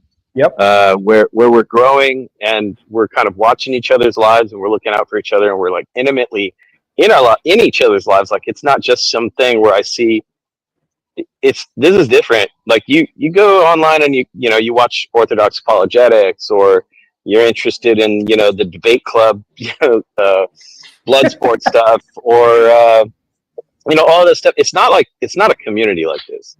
Like, this is a community like filled with the love of Christ. Yes. And we're suffering with each other. And growing with each other. It's true. It's so true. Hopefully that wasn't too long of a meander, but I hope, I'm kind of bringing the point home with this, is that I love you all, and I continually grow fonder and fonder of all of you. I recently had a conversation with Matt, the real John Connor, on the. Yeah, we were texting back and forth a little bit, having some good conversation, got to know each other a little bit more, and I really appreciate it. I love it. Good talk to him. Yeah, he's a good dude. He needs to get the heck out of there. New Hampshire's not a pretty place, I'm sure. I mean, he tried to convince me, that this is the best place in the Northeast, and I'm willing to accept that. Maybe I'm willing to accept that, but I would talk to Texas Cyprian. is like. Talk to Cyprian from the Royal Path, because he was there during the early years of. Up in like the Free State stuff. The Free State stuff. Go talk to him. He's got. Mirachuk's in the house. What's up, brother, man? Oh, real quick, little timeout. Mirachuk. I gotta drop the Mirachuk episode I did with Mirachuk, which I didn't start. I started editing before we left to come to Canada, and then I took a month off. So my brother Mirachuk, that's why it hasn't been dropped, is I took a month off and I'm back at it. Back to some of the things you were saying about scenes and the community stuff. I'm really happy you brought that up, because that is what it was. One of the catalysts for the whole thing as to what we were trying to do is bring back that kind of community spirit, but with Christ in mind first and foremost, and it being authentic, like not trying to use orthodoxy as a built-in audience, because it can be, and it is, and I don't want to use the church as marketing tools, and I'm not criticizing anybody. I'm really not, because there is a place for using a lot of those images, and they're very powerful, especially for people that are trying to come into the faith. So I'm not criticizing. I'm saying just for our community, like that, but the way you described it, I think you put it really well. It is kind of like those old punk rock show days before punk rock scenes became too strange and weird, where you could go to a show and you'd have a vegan on one side, and you'd have an anarchist on the other side, and you have a communist on one side, and you have a capitalist on the other side. Let's not forget that there was a lot of those kinds of punks too, right? And everybody was at the same show. And when you were in a pit, there was always a rule: if someone fell, you grab them and you lift them and you pick them up. You know what I'm saying? Pick them up. Yeah. You pick them up. You don't let them get stomped. That is something that I like about what we're trying to do, and the way it's building. So yeah, just to touch on what you said, you didn't meander quite at all. Like, I love what you said, and it's cool to see everybody kind of connecting. If I could just sum it up that way, you know what I mean? Agreed. Forgive the train that's about to go by here. That train is like right behind my house. But as soon as it does, I got a little treat for you guys. So I'll give you a little preview. Do you ever get those? I can't see it. Yeah. What is it? Oh yeah, awesome. Yeah. Do it again. Do it again, Manny. Yeah. Evangelios. Yeah. Yep. So my wife was kind enough to give me a wonderful Christmas gift this Christmas, and she got me the whole collection of the Evergethinos, which is my favorite spiritual compilation of teachings from the early church fathers. And I happened to hear you talking about Stoicism earlier on in the show, and I had something for you that I thought you might like. Okay, let's go. Okay. Let's do it. This train is gone, or almost gone, so I think we can do this. All right, so I'm going to read y'all a little portion of this. I think you'll like it. And this is from the life of Saint Melania the Roman. She's actually near and dear to our family, my eldest daughter. Shout out to Melanie. This is her patron saint. And so Saint Melania established a convent of more than 90 virgins in Jerusalem near the Mount of Olives, and appointed for them an abbess who surpassed the others in teaching and in her conduct. In her service to them, she was like a servant, but in her love for them, she was like a mother. For with the utmost humility, she would offer them advice that was indispensable for their salvation. She used to tell them with regard to obedience and submission to authorities that even in worldly affairs, what above all else maintains order is for a king to be king and a subject a subject. If one takes this away, he will destroy the order and will have confused both things as well as persons. She was wont to cite the following example. Someone once approached a great elder, eager to be his disciple. Indicating from the very beginning what kind of disciple he ought to be, the elder ordered the man to strike and kick with all his might a statue that was close by. When the young man obeyed, the elder asked him whether the statue reacted or expressed displeasure while it was being struck or kicked. The young man replied that no such thing had happened, and the elder once more ordered him to strike it, and to this time add insults to the blows. He did so 3 times, and the statue remained just as lifeless and mute. The elder then told the young man, if you can endure the same abuse without answering back, just like this statue, which withstood all offensive treatment you just inflicted on it, proceed in confidence and take advantage of the training you will receive from us. If not, do not undertake to spend your life with us. That's a good word. I really love that. Okay, for those people that weren't able to follow along, sum it up. Yeah, so Saint Melania is essentially reminding folks that we have to know our place in the world, and if we do not know our place, then how can we undertake an even bigger goal? Yep. And that if we do know our place and we wish to undertake a goal, then when the buffeting of the waves of life come upon us, that we need to, well, we could take a lesson from the Stoics, and we need to learn how to be unmoving, depending on Christ and clinging to the rock that he is for us, so that we are, even when we're being assailed by life and assailed by the challenges and the suffering and the struggles, that we endure because we're clinging to him, knowing our place in the world is to be with him. By that, we can then attain the grander goals that are in our life, to be a witness to the world. That's very necessary right now. Like, to keep that in mind, and to keep us on track. I know for me, I'm trying to. Let me bring it up. I've been reading Our Thoughts Determine Our Lives, the living and teaching of Elder Thaddeus. Of Nietzsche. Yeah. It's what you're saying there is very much a common thread within that book, and it's been helping me a lot, kind of like put things into perspective and make sure that we're doing things for those right reasons, keeping Christ first and foremost in mind, and also following his directions, like listening for that. Sorry, I can't give more. Oh, Riga, thank you so much. No, much obliged. Thank you. Love you, sister. God. Thank you for the support. What a blessing. Germanus, I'm so happy you jumped on to read that, and I think it was very very much a lot about the kind of stuff we've been talking about privately. You know what I mean? And a lot of your advice and stuff like that has been very helpful in this regard. So, and also for the audience, something that we're definitely going to be doing a lot of moving forward is we're going to be having Germanus popping in every once in a while and doing one of these things officially. Is it okay I say it that way? Yeah, of course. Yeah. This is, I guess, this is the inaugural one right here, right? Inauguration weekend. So I think so. It's coming. It's coming. It's coming. Yeah. And also, so thank God. I want to get you on and talk about your story first, and then move from there into a lot of the stuff. Because another focus I want to make this year, which you're definitely going to be helping quite a bit, and Dave Sims, who I've also been speaking to about some of the stuff he's been working on, because he's been you guys have been working behind the scenes, and you guys have support from your spiritual father to do such things, and that's really important. And so do I, and we've discussed this, kind of all of us. And I think we need to make this happen. And one of the things is building community, but also solutions.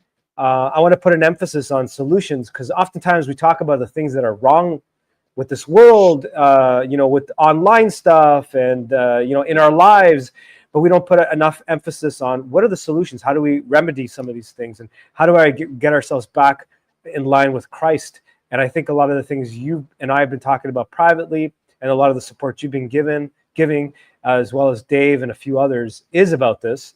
Father Turbo, we've been talking a lot about that praxis. We want to make that a focus and goal this year. So you have any comments or anything to say about that? Well, actually, at the moment, just to go in a little bit more detail about these little pop-in visits, we'll continue to read out of the Evergetinos. I'm looking forward to doing that more with y'all. Like I said, these books are a treasure. They have incredible writings from the lives of the saints, especially the early ones, who I wish more people knew about. While we have the treasure trove that we do now of all of the writings of our contemporary elders, which we need in this day and age, because they understand it so well, our age and our suffering. But the suffering really hasn't changed. True. Other than that, instead of the arena being the Coliseum where we were fed to lions and had to fight gladiators and whatever else that the Romans wanted to cook up for us back then as Christians. Now, as many elders, but including Father Stephen Rose would say that the current arena is the mind. Yes. And so Yes. not much has changed. The devil's tricks are the same tricks. Nothing new under the sun. But the difference is that, like you were talking about with Canada, how people just don't want to talk about the problem. Before I moved here, when I was in Oregon, that was the way that people coped, was to just not talk about problems. And not talking about problems also meant not talking about their opinions, not sharing any intimate parts of their lives. And it's very much like living, I'm sure, in some ways, like living in East Berlin, or like in Russia during Soviet era, to just not share intimate parts of our lives unless it's by a whisper, at a candlelight, maybe at a kitchen table. And that is not the way we need to live as free people in Christ. And if we're going to live a life where we are willing to die for Christ, we'd at least better start being willing to speak about him openly. Bravo. And not all of our opinions are going to be correct. And definitely mine are not all correct, I'm sure. But I'm willing to be corrected by my spiritual father and by my brothers and sisters, by my wife. If I need it, she's always there to dole one out. If I need it, thank God. Because iron sharpens iron. That is so true. That is so true. Yeah, but that's what we're all here for, right? Iron sharpens iron. Yep. Yeah. No, absolutely. And I think that's what we're all doing, both with support and calling people out. Like, I mean, in a positive way, making sure we're keeping things in line. I think it's a good point. Oh, is the internet going out? Oh, I'm crackling. Can you guys hear me? I hope you guys can hear me. Yeah, you're crackling. Okay. On my end, it was. Is it still crackling, or are we good? It looks like it might be your internet or something. I'm not sure. I think it's the internet because I was clicking in and out. Manny, how about you? Are you crackling? Yeah. Still? Hold on. Let me try to unmute. Is that still crackling? I hope not. Yeah. Still crackling. Oh, man. Yep. Should I jump in, jump out? Jiggling what? It's not. How about now? Well, check. Maybe you're just using too much bandwidth throwing me on, so. No, this is the mic. This is the headphones. Oh.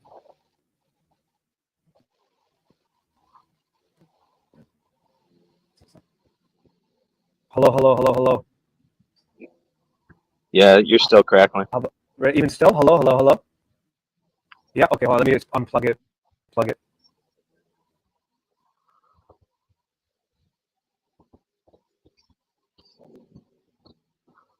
How about now? Are we good? You sound a little better. Maybe. I don't know what I can do. No, you're terrible. Yeah, man. Is it like? Well, I'm gonna jump off.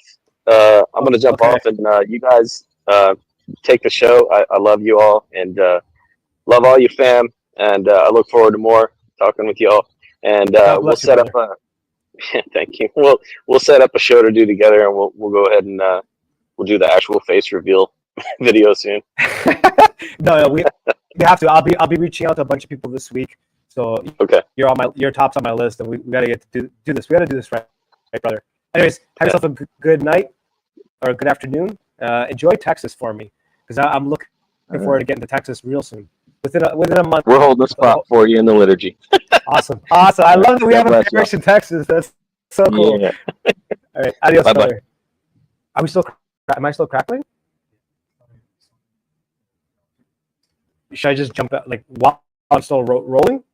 Okay, keep an eye on the stream. I'll be right back, guys. I think I gotta fix some ops. And I'm gonna hit you with one of these.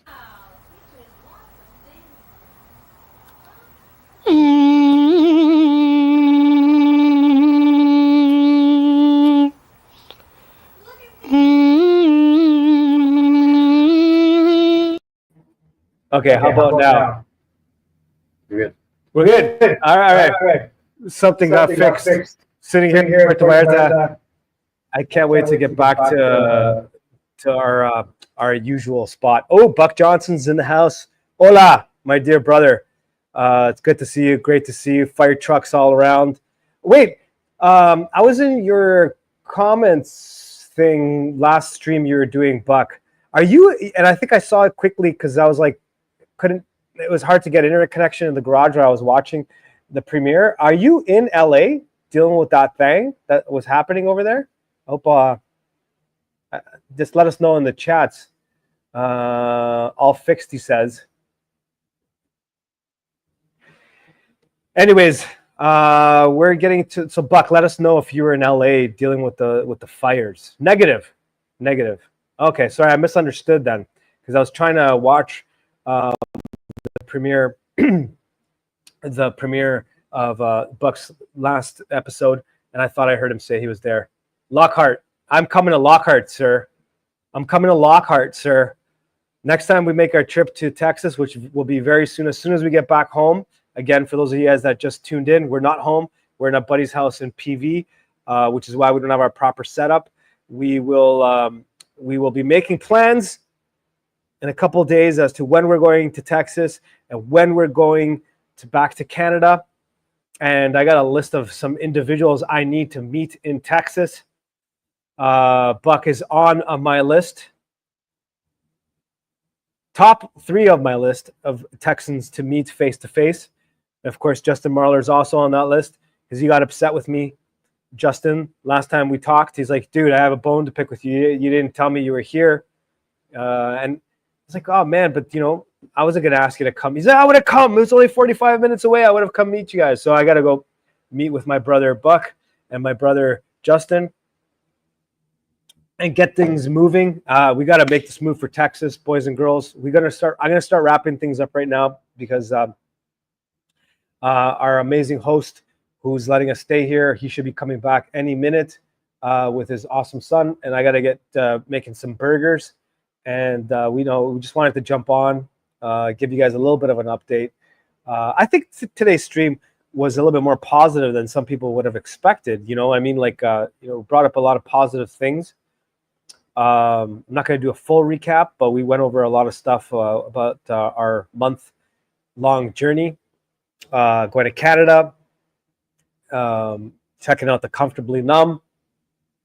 It was amazing to see Orthodoxy is expanding there as well. For those of you guys that are just tuning in, the great priest that was at a Greek Orthodox church that I used to go to, I hadn't been to in about 6 or 7 years. Father Tom, I believe his name is. Seeing that church change immensely in 8 years, seeing so many converts in there, which was so weird for a Greek Orthodox church in Toronto.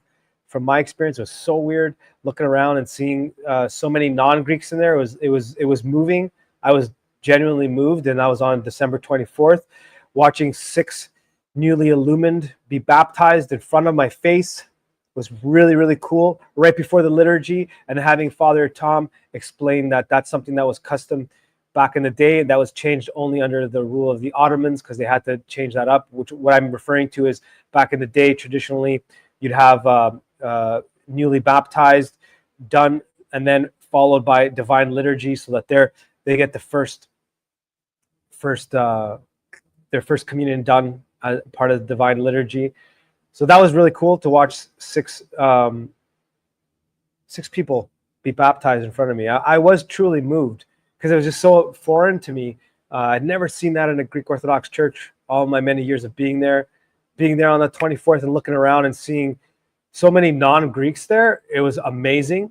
It was also amazing to see that there was a bunch of Greeks within this liberal, bubble of Greek Orthodox, what I'm referring to in Canada and the US, not sitting in pews, standing, meeting, our dear brother Peter Cosmas. That was really cool. Going to the amazing monastery at Saint Cosmas, founded by Elder Ephraim. That was really great. It was really great to see that a lot of our family friends that don't agree with us physically on on a spiritual level, on a geopolitical level, you know, what happened in the last couple of years. They had a lot of good questions. I had a lot of good questions from people curious about Orthodoxy, a lot about you guys, actually. I got a lot of questions about you guys, a lot of the people that are in the chats. I was surprised. I didn't mention this earlier. I'll mention it now. I was surprised on how many family members and friends of ours actually watch my show. Like, and I mean my show because to them it's like Mano's show. That's what I mean. And they'd be like, yo, I watch your show. And I'm like, okay, I thought they were just saying that. And they started naming some of your names. You know, from podcasters to just people in our group. Like, you know, I'm not going to mention who because I just don't want to like leave anybody out. But a lot of your names were mentioned, and they were asking about what's going on in Texas. A lot of people are like, can you really get a house in Texas, like a nice house for $400,000, $300,000? I'm like, and they're like, really? Like, and like the house that, you know, you guys heard me say it before. I'm like, yeah, absolutely. So a lot of people are interested about Texas. A lot of people are interested about the community. A lot of people are interested in learning more about Orthodoxy. A lot of people are interested in some of our friend podcasters in our network and are watching your shows. So because they're in the chats. So buddies of mine are like, yo, what's going on with this Mirchuk dude? He's from Montreal. And I'm like, yo, how do you know about that? And then he's like, yeah, I caught some of your things. He was commenting on this and that. Some of them are downloading Dirt Poor Robins. Some people are like, yo, what's going on with this Justin Marler cat? Some people are like, I started watching Counterflow. I really liked the episode he did about that. So like this Buck guy, so he's your bud? I was like, well, yeah, like digitally, whatever. So like they're talking to me like that. Like they kind of know you guys. Orthodox family life. A couple of people were like asking me about Christina and stuff like that. I was like, whoa, these people are really checking the show out. Anyways, I thought I'd mention that and some of the negative things that we experienced and saw there, and some of the reasons why Canada is in trouble and turmoil. I don't see a future in terms of like the generic makeup of Canada and Toronto, but I do see a future in a lot of the beautiful people that are up there, that are stuck up there, our family and friends. And, you know, I had a hard time going into a lot of the details about seeing some of my family members because, you know, I just getting a little, you know, sentimental there. But I guess the best way to put it is there are a lot of people in Canada that need to have choices and options. And I would say I'll extend that even further to some states where things are a little bit more liberal, a little more blue. They need a place to know that exists digitally and physically, and having Germanus pop on and, you know, putting things into,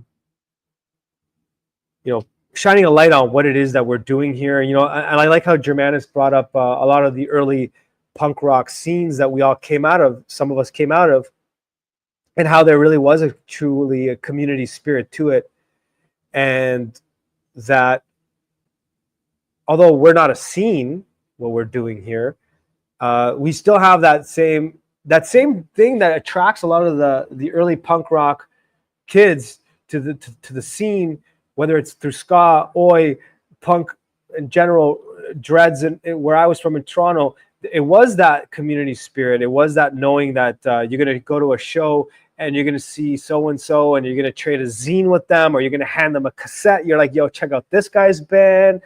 You know, if there was a problem or an issue going on in your life, part of a show was like, you know, talking about it. Like there would be like little, so it is cool for Germanus to bring that up and his experiences in the early punk rock scene, and how, even though a lot of the scenes are dead, we do see a little bit of that happening with the Born No More stuff and all of our friends out there, and what each little bubble is doing, not just our little bubble, like all our friends within this bubble have their bubbles, and all of our bubbles are kind of like, you know, like if there's a Venn diagram, they're like overlapping, and we're truly doing something with that. So the reason why I mention that is because there's a lot of people that maybe, you know, we forget about, or maybe they don't even realize how weird it is in Canada, you know, being a Canadian there, or someone that's like in California, and like, you know, or Portland or Seattle or whatever, where things are hyper woke and hyper liberal. Maybe they're not aware of what it is it's like in places that are not like that. Like people were asking me a lot about like Texas, and they're like, well, it's like how it is in Toronto everywhere. And I'm like, it's not. It's not like that. It is absolutely not like that. I can assure you. Just came back from Texas, came back from Mexico, and it is not like that. It is not like that. And something that I forgot to mention early in the stream. One thing that I really truly miss that I did experience in Texas and that I do experience in Mexico that I did not experience in Canada: eye contact. Eye contact. There's no eye contact with people there. Whether you're buying something at a store or whether you're passing by someone on a street or you're on the subway sitting next to someone, no eye contact, no hellos. Both Texas and in Mexico, in 2 cities in Mexico, you can't walk down a street without someone saying "Buenos tardes," "Hola," "¿Qué tal?" "Buenos noches." In Texas, the same thing, man. And people are like, oh, it's just because you were in a small town. I mean, we were in like a small little tiny place, and then we were in Denton, and then we were in Fort Worth, whatever it's called, that's connected to close to Dallas. Even in Dallas, and Texans are like, yo, Dallas is super hyper liberal and this and that. Even there, when we were there, people were saying hello. Hey, how's it going, man? Like, yo, what's up? With their beautiful Texan accents. I was warned about Texas that if you're in a lineup, you know, the guy that's standing there next to you, he's going to turn around and he's going to tell you all about his life, and you're going to know how his mom's doing, how his kids are doing. You're going to find that out from that Texan standing in front of you. And you know what? They're true. It's true. Standing in a couple of lineups. Where are you from? I'm like, Canada, Mexico. Oh, what's it like there? You know, my cousin, he went there, and like that's like some like, and we're not talking about a small tiny town. Like that happened in Texas on a couple of occasions. You're gonna find that in Mexico, even if you do not speak Spanish, unless you're in a highly gringified area where there's only gringos. That Mexican's gonna turn around. They're gonna talk to you. You know what I mean? Didn't see any of that in Canada, in Toronto at least. I missed a comment. I think Mirochuk dropped the Toronto-Montreal comment. What was that one about?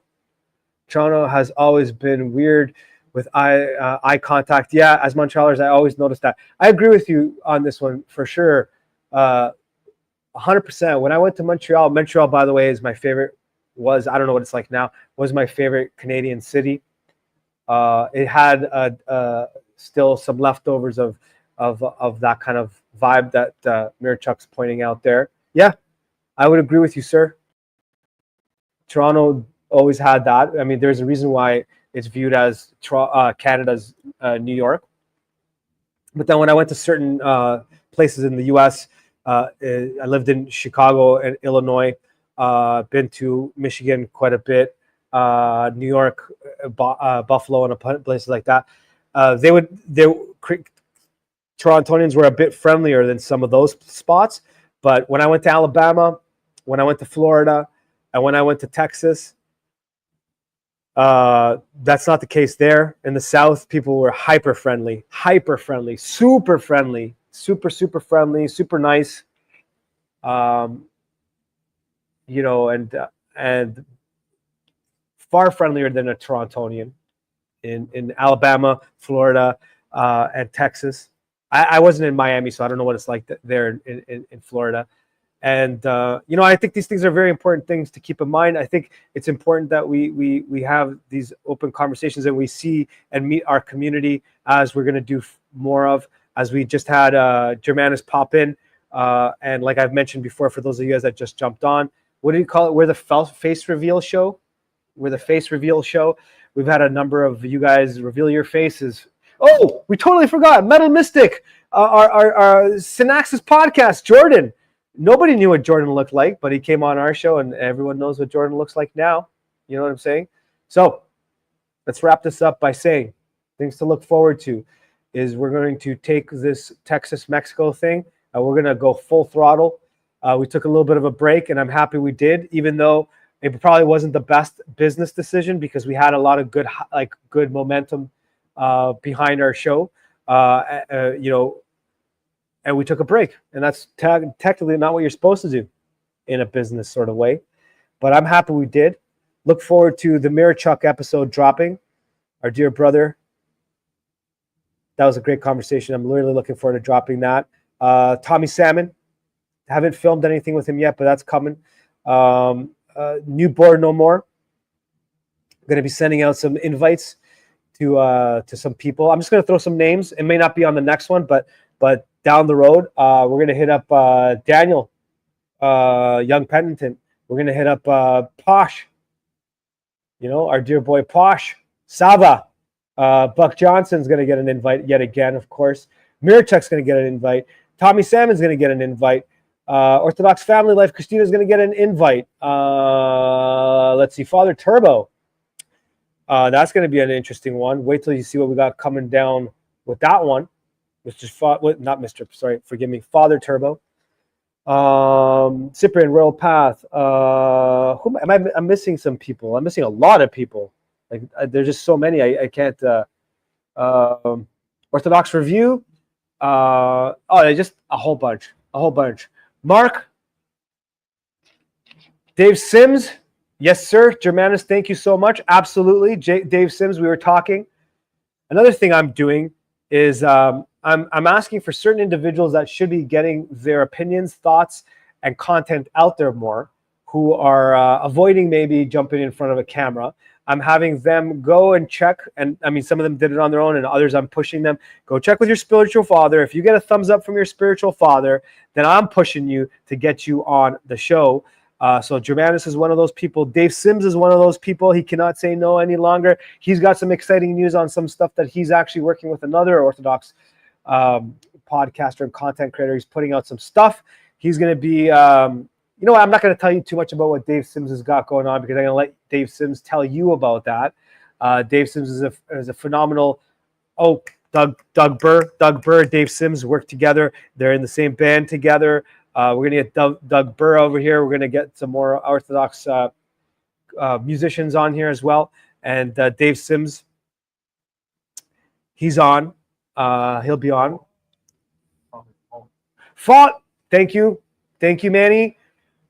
Father Paul, who is Father Turbo's spiritual father and my spiritual grandfather. He'll be on. Father Paul.